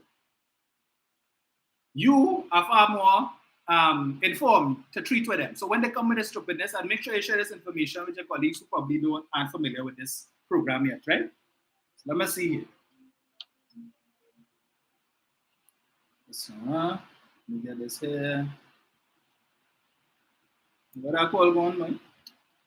Yeah, the rain really coming on now. Let's see. I hope you all can hear. 7701763. That's the number to call, folks. I'm going to call us this morning. Morning, Mr. Chance. Wayne Gibson says, stop, Dominic. They're trying to manipulate the thief again. That's exactly what they're trying to do, Wayne. To finish what they started in 2010 to 2015. Let me get this here. Hello, good afternoon. Yes, good afternoon, sir. Good afternoon to the listeners and the viewers. Well, the viewers on the live. Well, after the rain, now she's coming on the side. Yes. But I must say, good job as usual, Dominic. Thank you. But you see, we don't understand something, and I would have listened to the misleader of the Monday Night Forum, Rum Shop Talk. Mm-hmm. Right? Now, she quoted figures that what the government would have spent in the interests of the country, mm-hmm. right? She never disclosed the $6 million she had helicopters flying from down south up in Port of Spain on a daily basis. What about the mansion that before he was prime minister, they couldn't finish bill, and as soon as he assumed office, that house, that mansion on Philippines went up with a heliport on the roof. What about your neighbor, so-called neighbor called Christian, right? That who you say was delivered with stones or whatever. Yeah, selling and stones. All of a sudden, selling stones. Right? Yeah. Selling stones. Right? And all of a sudden, he got a mansion next to yours. You want to talk about spending? What about the $1 billion bridge that you also call Attorney General Ram Logan, and who received all of that? What about that Madam Misleader of misinformation? Right? When they come in and talk the thing, don't come and talk half and forget the other half. Yeah, chinks in with the rest. Because we just want to talk all that time, and that woman fully well know that her government was the most corrupted government in this country 64th year of independence. And Yes. she knows that. And people, I want to tell people, God forbid, Dominic, if these people become the next government in 2 years' time, I look at them migrate from this country, because them coming and do rewrite history into another people. I don't have a grip already. My grip done pack. My grip done pack already. So I might be on the same page with you. I done putting things in place because I'm telling you, based on this election coming here, because as Bob is a chance and everybody saying, Brian and all these people working on the ground and saying, treat this local election like a general. This is the prelude to the general election. So people, when you come out and go and cast your ballot for your various councillors and aldermen, because these people coming out in the droves, they're bringing the tanty, the nanny, the bougie, the sister, who can't walk with a cook stick and the carrying them to one goes there. So people treat this election like a general election. Thank you, sir. Hello, good afternoon. Hello. Listen on your phone, call on at your radio. Norris says they are not coming back. So true. Morning to mother, afternoon to mother to Nakuna. Hello. All right, 691, you need to listen on the phone and not on the radio, please. Yeah, because there's a delay. Bernadine says we will be listening to the calls now in the kitchen. She's hungry. So she come back on. Let me see. Hello, good afternoon. Hello. 691, you can speak.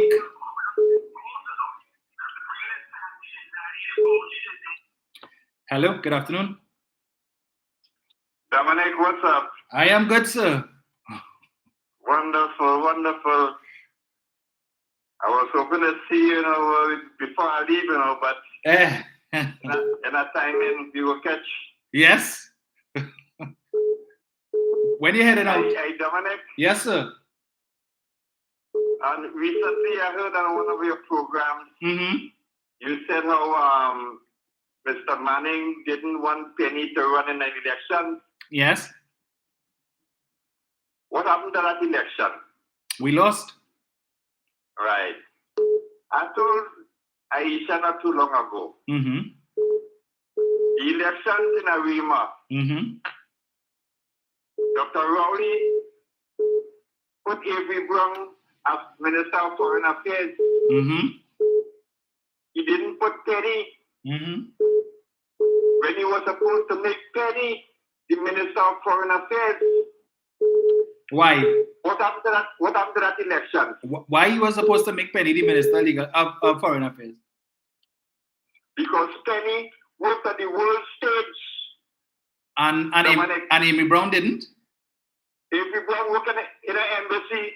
And Penny also worked in an embassy too. She was a permanent representative to the UN in New York. At the United Nations. Yeah. At the United Nations. Amy Brown worked in an embassy, somebody place. What happened to the election in Arima, Dominic? We lost the election, we know that. There you go. I will leave it here. Thank you, sir. and Penny is back as a government minister.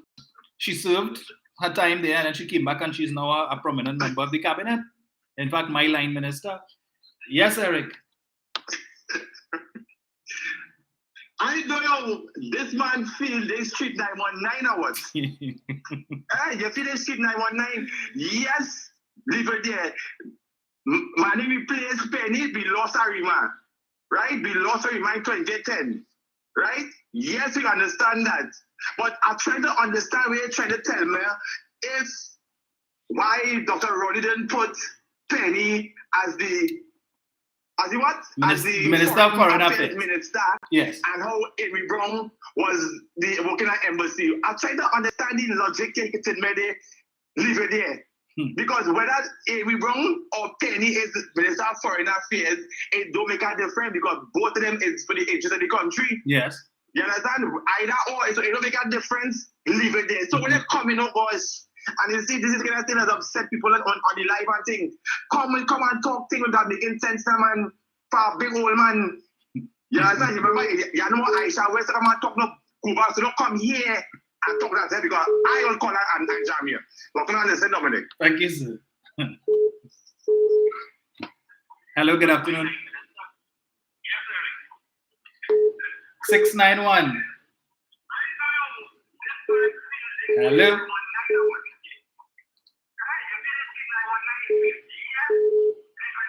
Hello, 691. You are on. Hello. Dominic? Yes, sir. that boy will know his place, no? Hey, Dominic. Yes, sir. Before you left 919, Uh-huh. I had a project for you to do for me, you know. What is that? About a year and a half ago, Mr. Mondelo did an interview on a television station in Miami. See if you find that interview and hear what he said about Dr. Rowley. Okay. And other things. If you don't find it, when we speak again, I will tell you one or two things that he said.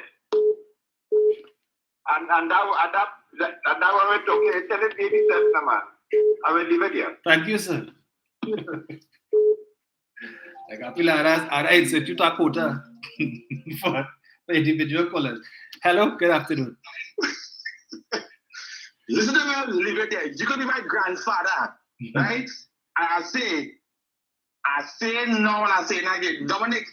If that man continue out because right now people in life cussing here. People in life cussing now because they say don't come here with that kind of Dr. Rowley. We ain't for that lecture just one evening. You come, make a valuable contribution there and go away. You understand? Because people on the life now they grousing right now because you come across it because you don't have nobody to call. Right? And you tell me to take my time because I personally will find you and I'll block you. Right? Look on listening. Thank you, sir. Hello, good afternoon. Caller 691. Please check your phone. Do not listen on your radio. Hello. 770-1763. Caller whose number starts with 691, please listen on your phone. You're listening on your radio, there's a delay so that you're missing when the call is answered. Terrence Cummings says, hey Dominic, I finally caught you live. I used to always watch. Thank you, sir. Good afternoon to all.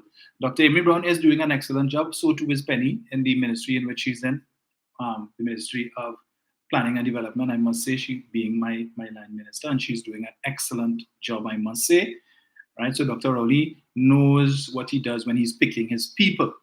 Unlike Mrs. Prasad Bisesa, who had the most number of ministers fired of any prime minister in this country, she fired the most amount of ministers. Right? But that's not a conversation they're ready to have. Hello, good afternoon. Hello? Yeah, Dominic. Yes, sir. Dominic. Yes, sir. Yeah. You see. Yeah, I-691. When certain people call, right? Yes. And you put me on hold, right? The length of time is getting a busy signal and then cutting off. No. Well, I see several times I answer the phone and I'm saying hello, but be hearing Well, you I listening. roll into and it running. Oh, That's no. what's going on. Right. What I'm saying, Dominic, right? What if people have to realize that I read that Piarco airport article by Ria Tate and understand what the Commission of Inquiry said in that article. Right. Which part the UNC, right, they manipulate, right, to get that contract to book Hillman. And then they bleed the treasury, keep the money out of the treasury. And then after, Dominic, it looks like the financiers create and pay for Section 34 to come out. Correct. And this is why they get checked. Okay. But Dominic, let me tell you something. I don't think the people of Trinidad and Tobago is so foolish. Because either independent thinker and either businessman, I want stability in a country for my business to prosper. And the only government I could get that with is under the PNM. And I don't think the independent voters who will make decision of this election will put back the UNC what they did to our country. Right? By bleeding that treasury where the Commission Inquiry said, right? And the only person who shocked me is Jolene John. Yes. Because she came out and talked the truth and come back now and join the UNC. Right? But I think the independent voters will not make that decision and put back the UNC. All right, Dominic, I will hold up nobody else. Thank you, sir. As the saying was from your lips to God's ears. Because I can tell you, I have friends who I know to be supporters of the PNM, buying into this propaganda, the UNC talking nonsense, sending me all kind of trash on WhatsApp, UNC propaganda, to the point where I had to threaten some of them, if you keep sending me this nonsense, I'm going to block you. Do not send me this nonsense. Because the same way I could just go on Google one time and check and disprove all of these things, you could do the same thing. But when you want to be intellectually lazy and buy into the lies of that party, understand that right now, as we sit listening to this program and as I speak here, you think I don't have supporters and members of that party, prominent members who plot in what to do if they get back into office? We were told that in 2010, in the lead up to the general election, they already divvy up who will and sit on which state board, who will be chairman of which state board, and who will be ambassador and which country they want, and all of these different things. They already have that in place already. So the minute it is declared, if they win the election, is every thief for himself. And it's not to say that it's only when they're in Trinidad, They're outside where they are ambassadors and thief in there too, right? All of a sudden they want to refurbish. Imagine the man that they sent, Neil Passan, that they sent to serve as the ambassador in Washington. How much millions of TT dollars, millions of dollars were spent to renovate the ambassador's residence in Washington, so much so that they said that the opulence, all of the things that he bought, it was so out of this world that the residence was featured in some one of those magazines, those big magazines that features real estate and so on, that they interviewed him and went and took pictures of the inside money that he spent. But all of a sudden today, any money that this government spent is the wrong time. So the government it was the PNM that built the waterfront in Port of Spain. They're building a waterfront in San Fernando. What's the complaint? Now is not the right time. That money could be better spent to help the poor in the country. I wonder what the UNC would have done if it didn't have poor people in this country. What would be the plan B if it didn't have poor people? Prostituting the poor and destitute in this country to gain political points. To talk about the government, Rowley, the wicked, and he don't care about the poor people, and Rowley and all Rowley want to do is to make the rich richer. Let me address that quickly, right? It was Keith Rowley and Coleman Burt, right, that increased the corporate tax rate from 25% to 35% for banks. Everybody who complaining that the bank ripping them off, you ain't getting no interest, and the 2 cents or 3 cents that they give you in interest, they're taking it back in bank fees. complaining about that. The bank's boasting $1.52 billion in profits, record profits. And the customers in the bank, the average citizen who the UNC claim they care about, are making no money. When you go to take a loan, they're charging you high interest rates, right? The spread, significant, but it is not being reflected in the deposit rates that you get when you put your money in the bank. He always says so. Well, if all you will give it to the people in true interest, we will take it from you in tax and give it to the people to help the people. That is what Keith Rowley did, and increased the tax rate for the banks from 25 to 35%. So all the people who own the big amount of shares in the bank and collecting big dividend checks every 6 months, thanks to Keith Rowley, they're getting a little less than what they were getting under Kamala Persad-Bissessar. But in their manifesto for 2020, she indicated that what are they going to do? The same thing that Donald Trump did in the United States, reduce the tax rates for the wealthy. So they're paying less taxes. And what was the excuse he used? That if it is that the wealthy pay less taxes, then the money they save and they will reinvest it in their business and expand and improve the economy.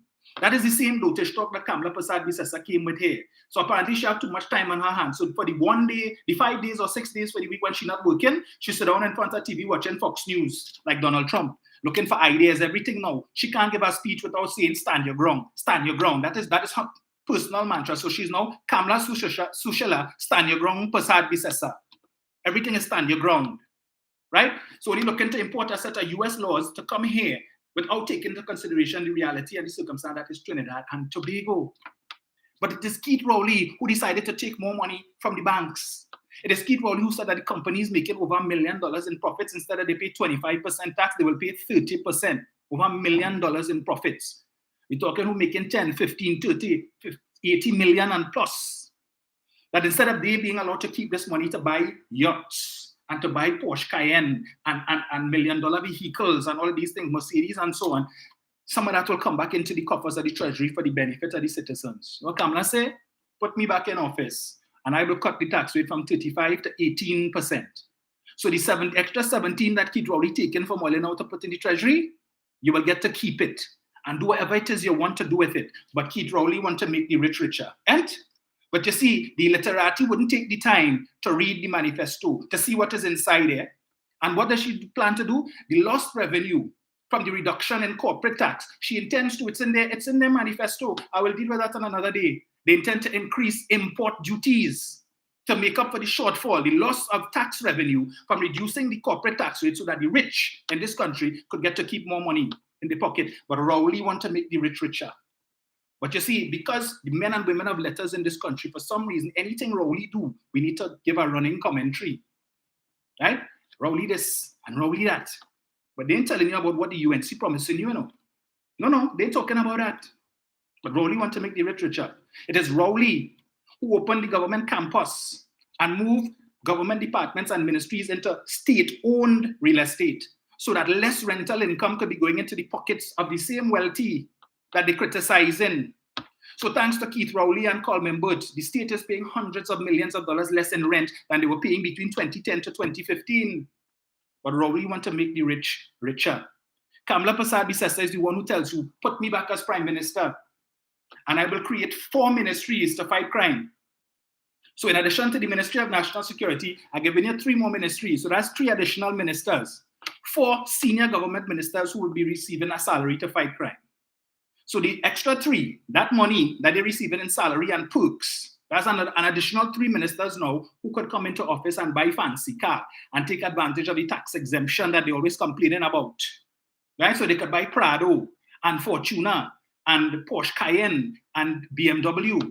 An additional 3 people she wants to hire. But the main thing to fight crime in this country, which is improving the police detection rate.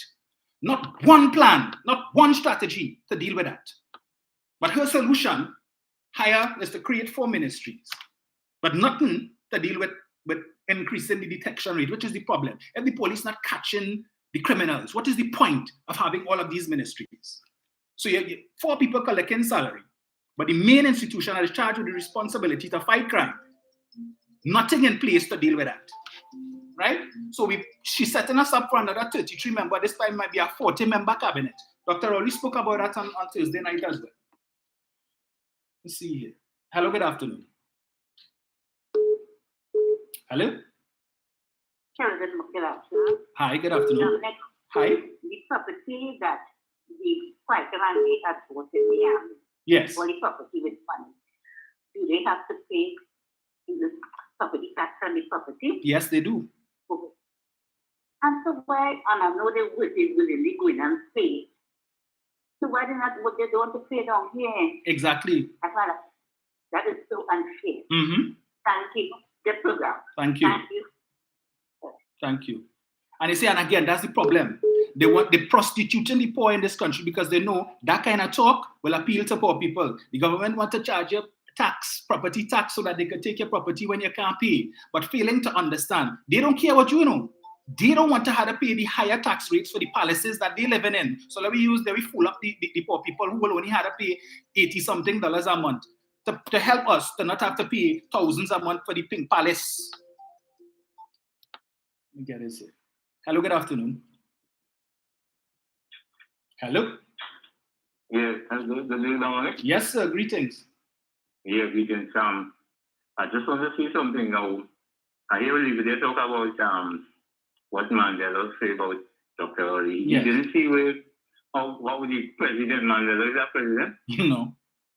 What the president talk about say about Dr. Oli? Yeah? The president of the United States. And he said that, oh, this is a man that has talent, real talent. Yes. Yes. You see the nonsense that has come to talk all the time about that way. My partner said this man only wasting people time and don't know so coming about Dr. Roy and Dr. Let me tell you something. Calling him good is the Minister of Finance. Mm-hmm. And calling him good. You have plenty better job than Larry Hawaii, who they say who come from a banking system and we pay 11 million for a year. Mm-hmm. Right? We pay 11 million for a year. We pay no money for Colin Wood. And Colin Wood do a better job by far. So I do understand that someone who was talking about talking about Penny and this one. You understand? And also I'm gonna say something, Dominic. Every time the UNC talk, they try to make people believe that they're for the poor. And we know that they're not for the poor. Because to start with, as we say again, revenue, without revenue, there cannot be the expenditure. Mm-hmm. The UNC does nothing to create revenue. That's my problem. How come poor people and the poor just cannot see that? Because without revenue, there cannot be expenditure. And I always hear that from you, Dominic. I always hear you say that. And when we watch at the UNC, all they do is destroy things that to bring revenue with the how they call it, don't fight about down there with the smelter. Yes. Or that was to bring revenue. You get rid of that. Right? And you're taking government support every time. That's it. You're mashing up revenue.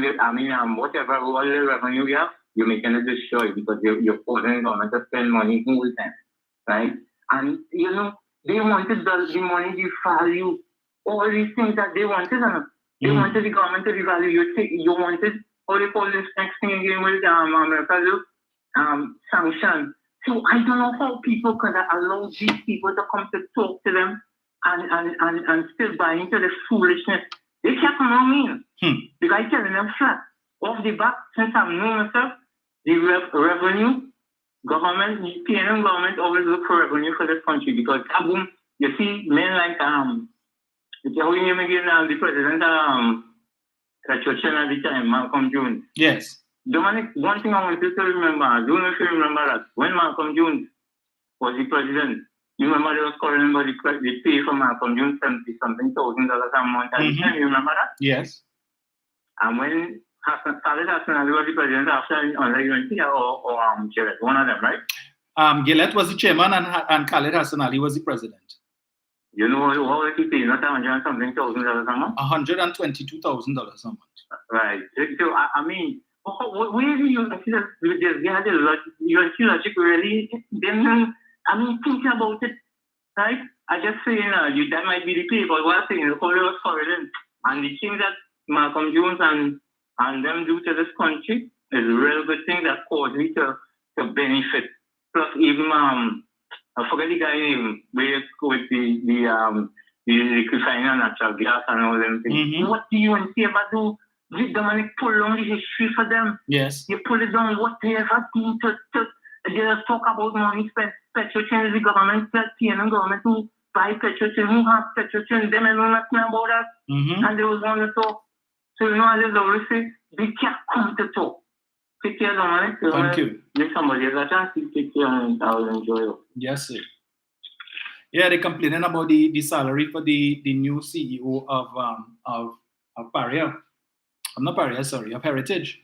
But this position was advertised locally and internationally, and all of the applicants would have gone through a rigorous interview process, and the man was selected. So they're complaining. What was the salary of the immediate predecessor, Ms. Chow? You know, they wouldn't tell you that. They griping about, oh, he getting $180,000 and they bring this foreigner. What is the international benchmark salary for persons leading oil companies? They wouldn't go and do this research, you know. They wouldn't do this research. But when they were in office and they bring a man by the name of one Michael DeLolo to run Caribbean Airlines, you remember him? And he was getting a base salary of $33,000 a month. Multiply that by 7 and see what it is he was getting. Plenty more than $180,000, but they forget that. The supporters are ready to have that conversation. When they brought Dwayne Gibbs and Iwatsky here, right? All of a sudden, they know if we don't have qualified locals who could get a job. But all these people who were working in the police service for years, tenure didn't matter, right? Who worked their way up the ranks, expecting to get promotion and looking forward to one day serving as commissioner of police, right? They weren't good enough. But you bring Iwatsky and Gibbs here and pay them millions of dollars. The paycheck that they were getting monthly, when you look at the US equivalent, no other commissioner in this country ever get that. But it had nobody, no trainee who was good enough. Nobody in the police service was qualified enough at that time to serve. So you had to go outside and bring 2 Canadians here. But they forget that. But they have a problem with a foreigner now leading Heritage. You know what is their concern? Is that he's going to do such a great job that when the company starts to perform in the way that it should, more than it's already there, because I saw recently that they declared over $1 billion in profits in the last fiscal. That's what they don't want. They don't want somebody to come here to do a great job in running the company and then the PNM had things to boast about. That's what they don't want. So they could be the chest now and say, what? Look, I talked about that last night too, that under them production was stable, oil production was stable, but it fall consistently under the PNM. That's what they want. But they're telling you they love this country. They only look at bad news. Bad news, that's what they love to get. So they go into the papers. Nah, we can't talk about that. That's good news for the PNM. Nah, that's good news. Nah, hey, look something here. Right, bad news. Thing to talk about. Thing to talk about. Such that now that the commissioner of police had to pull up Kamla with this thing she's talking about Brent Thomas. And the commissioner has to caution her about the statements that she's making on that matter. So now they decide to attack Erla Christopher. They filed pre-action protocol letter. They want to know what is the criteria that was used to extend Erla Christopher's appointment because she reached the retirement age. All the time they're talking about is Rowley and Hines was responsible for the abduction of Brent Thomas. Rowley and Hines, and it had no way that could have taken place without Rowley and Hines knowing, and it is the National Security Council that had to give permission for the officers to leave, and then Gary Griffith come and join in the chorus and singing the same tune about that the commissioner couldn't give permission. Last night she's singing a different tune though. She ain't blaming Rowley and Hines no more. Now she wants Erla Christopher to investigate former Commissioner of Police acting McDonald Jacob, right? So she decided to accept what was said by the Attorney General from Barbados and the government. So I don't know if it is Mia probably write her back, responded to the letter she write and tell her, hush your backside. My Attorney General has already spoken on that issue and we had nothing to do with it, right? There was no involvement on the government's level. So now they're targeting the guns, investigate McDonald Jacob. So that's what she talking last night, telling Erla Christopher to investigate her predecessor. And was it McDonald Jacob that gave permission for the officers to leave Trinidad and go to pick up Mr. Thomas? Mr. Thomas, who it has subsequently been disclosed, may have to face the courts on other matters.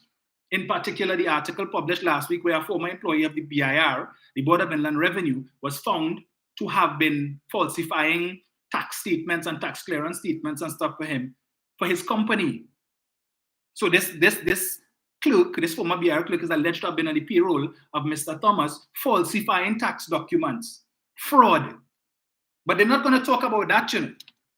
They wouldn't talk about that and expose that. They love to read newspaper articles. They wouldn't read that one. That's why I make sure I go on the Doglaya page and I post it in the comments for him to see.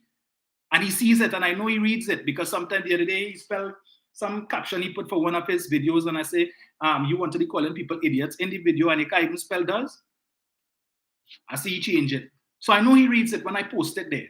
And I do that deliberately. I challenged him to speak about the report, the massive corruption report that was in the Sunday Express, no doubles and coffee. He didn't talk on that and Douglas politics or nothing. And yeah, but all the time the literati talking about is Rowley and Hines was responsible for the abduction. They changed the tune now. No apology, but you want apology from Dr. Rowley. Where was your apology for accusing the Prime Minister of being involved in underhanded things? With respect to that, where the Prime Minister would have indicated that operations of a similar nature would have taken place on at least 6 other occasions. How many of these occasions took place under you as the head of the National Security Council? These are the things that we need to know. And this is why I have to say, and I have, there are some people in the hierarchy of the PNM who need to be schooled. But this is the one thing the UNC have on the PNM. You see how this propaganda? Every day is a pre-action protocol letter. If it's not pre-action protocol letter, they file in freedom of information request to get information on this, information on that every single day. And they come in on the platform and talking it.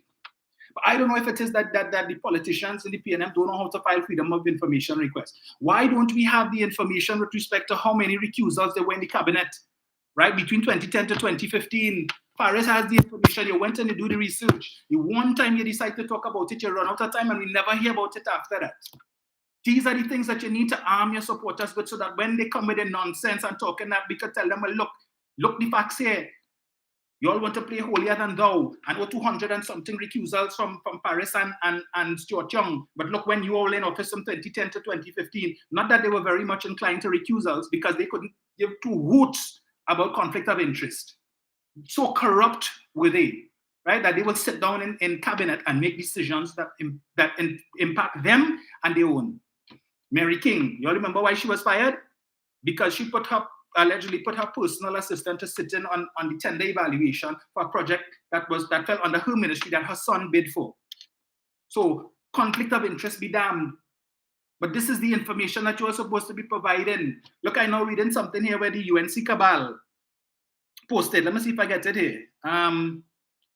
Something that was sent out by Kirk Mehu. Maybe perhaps the social media officer, the PNM, could take pattern from this. It says here, dear colleagues, I have confirmed UNC headquarters for 3 p.m. on Wednesday, 31st May for a meeting of content creators and distributors comprising PROs, relevant MP, staff members, party social media activists, and volunteers. This includes videographers, graphics creators, meme makers, radio callers, letter writers, social media activists and commenters, writers of press releases, those who share this content, those who share content to social and traditional media, etc. This is part of the leaders' streamlining and coordination of all the parties' public communications into a coherent single campaign and brand as we fight to win the upcoming local and government elections. The meeting will be centered around training of content creators for consistent brand and messaging in our party's content. And if you have any suggestions of persons or content creators who you think should be invited, please let me know. I look forward to seeing you all there. This is Kurt Mehu sending this out to the propaganda machinery of the UNC. They're coalescing all of their PR machinery to go out now and spread the lies that Kamla Prasad-Bissessar referenced last night in her meeting, where they're creating the booklet. So they're looking for people. If you hear who they're looking for, the radio callers, people like Kingsley, people like Kunji, and all the Mr. Tabakit and all of these other people. This is what they're looking for, right? To call in people like Miss Santa Cruz, Anna Munsami, all of the radio presenters, the Underground Report. They're coalescing all of their resources so that they could go out there now and spread the propaganda and the lies. This is what the PNM social media person is supposed to be doing too. The public relations officer. These 2 entities need to come together to counteract that.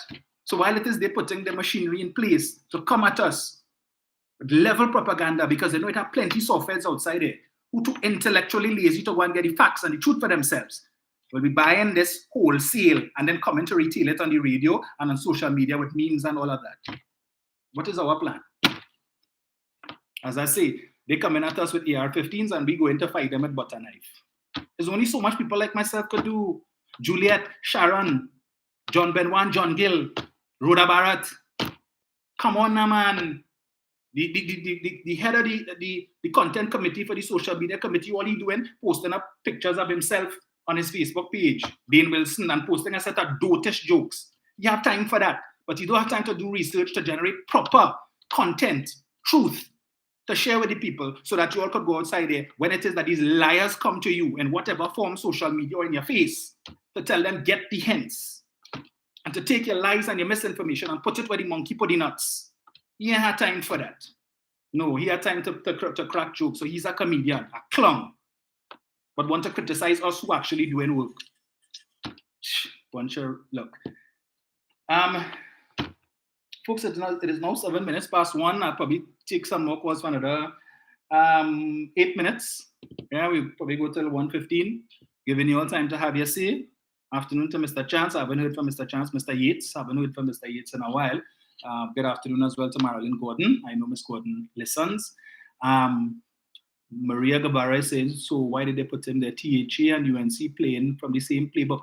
I saw Gary posted up a poll that was done by MYOBTT on Instagram, where they asked the question, if local government election is called today, which party you're voting for? And his party got 45% of the votes from the respondents. 1,745 people said they would vote for his party. You know, so he's feeling good. All right. Let me get this here. Hello, good afternoon. Hello. Hello, Mr. Dominic, how are you? I am good, sir. All right, I'm enjoying the content there. I can't come later, I can't call now. That's yes, Mr. Dominic. Mr. Dominic, we really had to be prepared now. You see that wishy-washy thing, pussycat and stuff. We had to be very serious in the upcoming local government election. Mm-hmm. And also perhaps the THA too. Yes. If THA deserves thing, we had to fight that, we had to get the seat in Tobago as well. Mm-hmm. Right? And let me tell you how dangerous these people are. I don't know when I went on the ministry website, the ministry work website, with the information concerning the highway. Yeah. You know what those nastiness trolls doing on the content? Imagine, I want to find out where the administrators who work in the Ministry of Works, who are the contact with this information, the administrators or somebody who's supposed to respond to them. Right. These people them criticizing the good work being done in the highway and Toko side and making all kind of nasty comments about Rohan and saying, oh, why the government wasting money that they should have fixed the Point Fortin highway. Mm-hmm. I want to call in one comment, just one person who make a nasty comment say, oh, there's a new port to ship drugs. You could be that? Could be that, the Dominic? Nope. So what I was like posting reading this content now. You know what they're going to talk about? Imagine, these nasty UNC trolls on them, they can just sit on a public website, a public government website, where the administrators, the counter this nonsense. Mm-hmm. You know what I'm this is the first time, you know, whenever the PNM send any candidates, whether it's local government election, these trolls and them going on the people's can or the people webpage and listen them up, particularly those PNM candidates who going up in marginal seats. Yeah. I remember JW catch a lot of slack. You know? Yes. But when UNC have rules, we don't go on there and harass them on their page. Mm-hmm. Right? But they go on PNM pages and harassing the candidate. Yeah. Why did they do that? Mm-hmm. Tell me now. And you're right, we can't waste the time with the thing. I think the media officer of the PNM need to buck up. It's a serious time. Yes.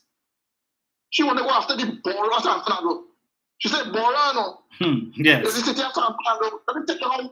You know, a big lawyer like her saying the borough of San Fernando. And she won that. Dominic, you have a good day. I feel upset. You have a good. You too, sir. I go to the still going into Tobago right now. Mm-hmm. Yeah, I will touch on that on Tuesday.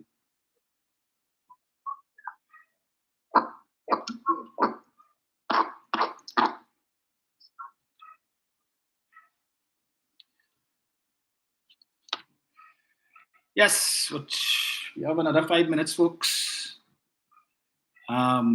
Angela is saying, why is Kamala so worried about the Thomas arrest? Does she have something to hide? Is she worried that her name might pop up in the investigation? We need to find out why she's so concerned. Yes, we need to. Indeed. Indeed. Waste that time. But this is the party that is telling you that they are the government in waiting, government of liars, that they cannot rely on the truth to get votes. So they're putting together the propaganda machinery. That's like Fali in Tobago, yeah? Using state resources to hire propagandists, get them THA work so that they could create fake profiles and come on social media and lie to the people, create and continue to stir up and push the separatist agenda in Tobago and pit Trinidad against Tobago. Yeah, that's what they want to do. But Martin George, you all hear anything from him? Martin Daly, you have any comments on that?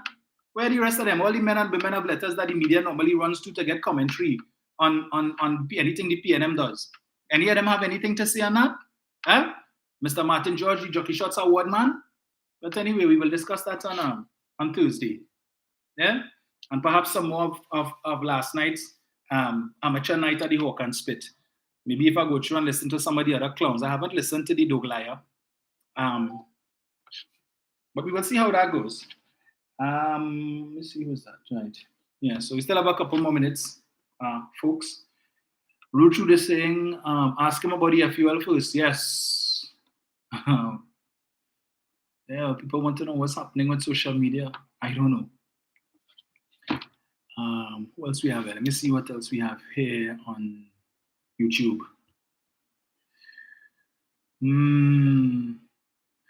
Ruchu is saying Kamala and Gigi just looking for something to save them from jail. Two nasty crooks. It's pure games. These people are on jail, they're afraid. But Kamala, that is exactly where he'll end up, Sean Wharton. Endorsing stood in the parliament to speak of the prophets by heritage. He should be ashamed when they keep saying the government shut down Petrochin. Exactly. Angela's saying, let me see who else is there. Every Thursday, videotaping and asking vendors to see questions over and over. I guess that's with respect to the social media officer. Yeah. Hello, good afternoon. Yeah, Dominic, good evening, brother. Good day, sir. Dominic, boy, I had to set up my security officer for you. But yeah, you see, social media man for the PNM, that man is a waste of time, you know. But, you know, as PNM, if you will, we should really watch our meaning in the public. Yes. But it's not about himself and all of those who just there as, I don't want to say puppets, you know, but they just there for show. So I'm like, I just be listening. I have my own little story. And if these people come to my face, yes, I will tell them in the air what I think. But I am PNM. Nice. So you have a message that I already started for. Thank you. All right, take care. All right.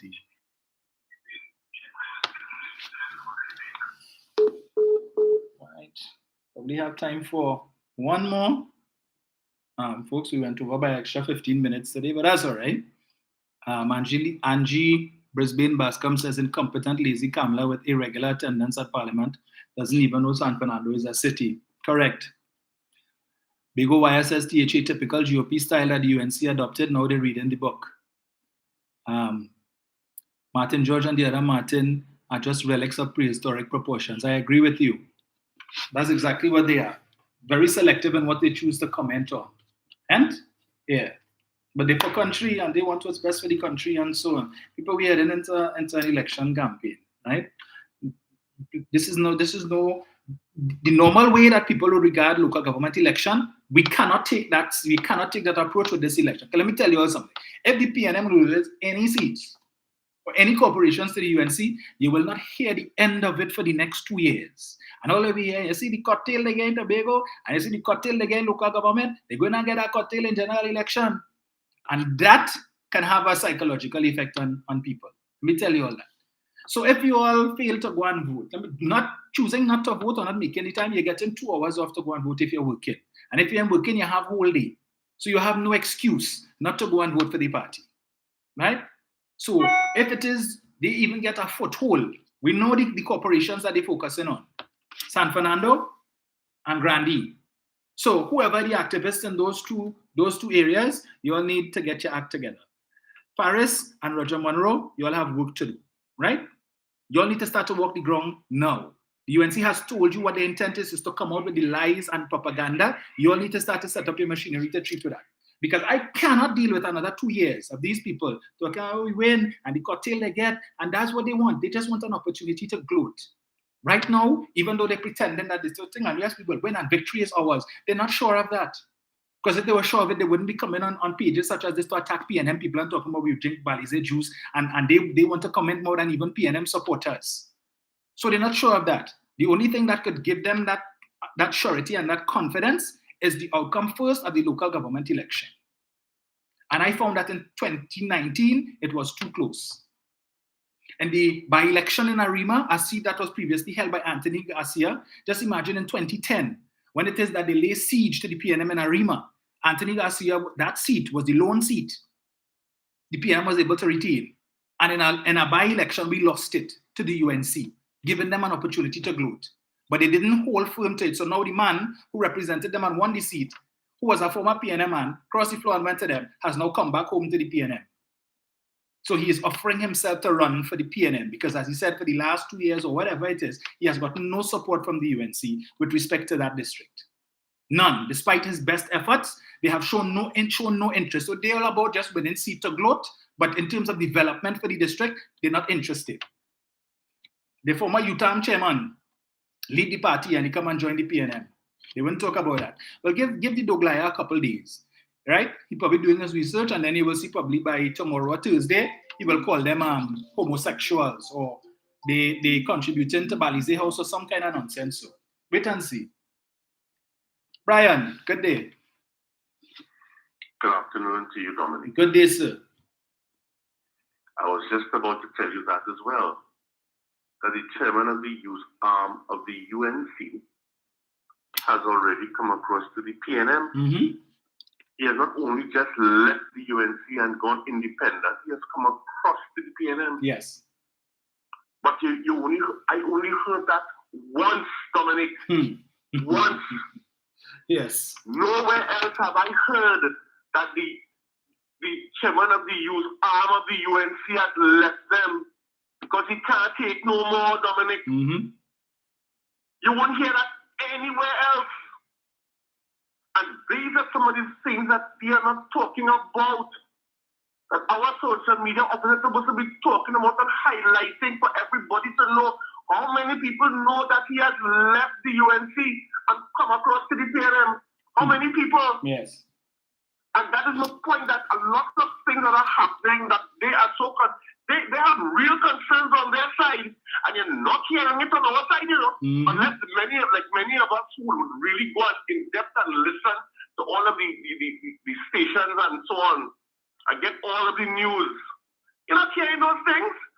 Kamla Prasad push what he said to make it look as though everything is hunky-dory on that, but this is not. Yes. And that is why they're having that meeting on the 31st, so that they could spread the lies and propaganda. It is the same hymn book that the THA is reading from, because they coalesce, they meet, they talk, they caucus. And we have to do the same if we want to continue to lead, because otherwise we are going to be in trouble. Our money will disappear, and all of the ground that the UNC has made under Dr. Rowley will be lost forever. Because this time they will ensure that, hey, all you ain't coming back from where we're going to put all you. This time when you're dead and buried, and IMF had to step in and kill all you off. Yes. And if people don't want to see that, Dominic, well, I am sorry for Trinidad and Tobago. Not only those who are going to vote for us, but those who are going to vote for them too. Yes. But they're not telling them that. Because I too have been hearing, I even got a call this morning.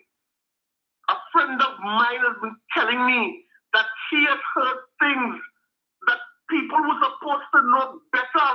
That how UNC built all the new hospitals and all that kind of stupidness. People not listening, people not reading, people not trying to understand. Because the propaganda continues and they are believing it. You understand? And our area is so small compared to theirs as far as talking the truth is concerned. And therein, that is why we have this concern about our social media people. So we have a lot of work to do between now and 2025, not only for this local, but I keep repeating like Mr. Chance, it's like a general election and Jennifer as well. It is what it is, and we have to understand that, because as you have rightly said, we will never hear the end of it, because they have people to protect. And if we don't do what we are supposed to do, you see that $1 billion that we have to collect?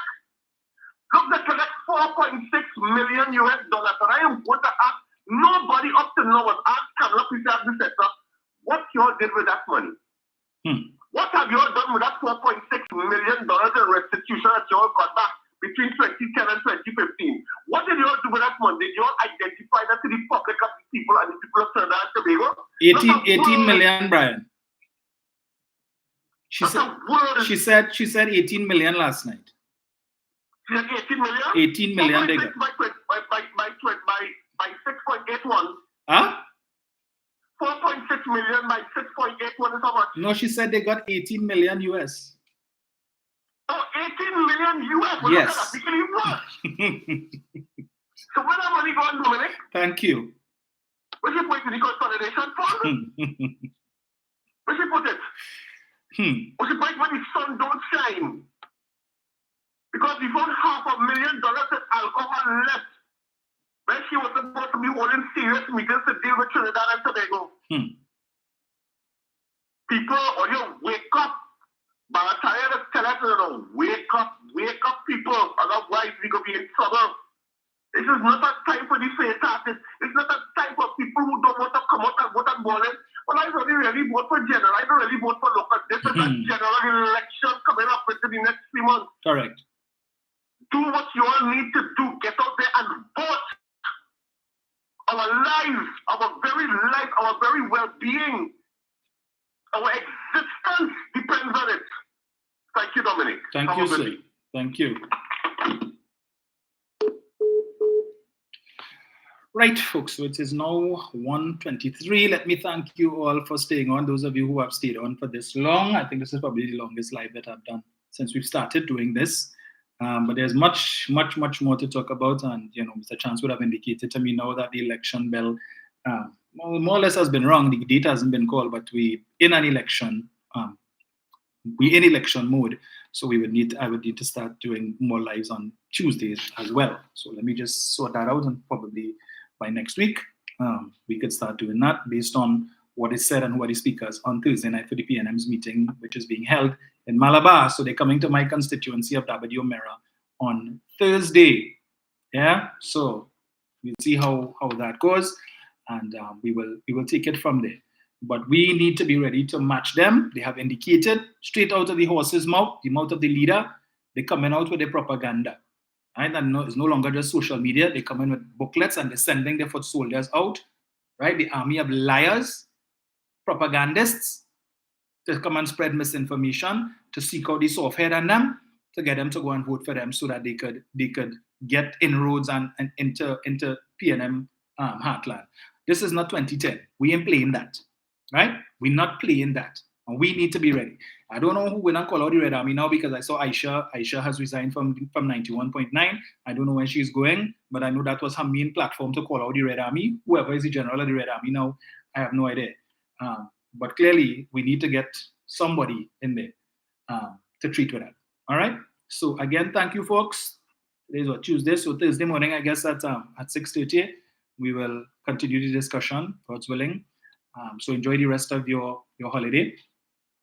Whether you're celebrating or not, I'm going to follow the people on them Integrity Commission form because it's due tomorrow. Yeah, see this? Inclusive, all these pages. All set of pages to follow. They want to know all your business. How much money you have, anything. Yeah, so I'm not going to do the people and them thing and submit it before they put my name in. It was a pleasure, and we will chat on Thursday. I'm God.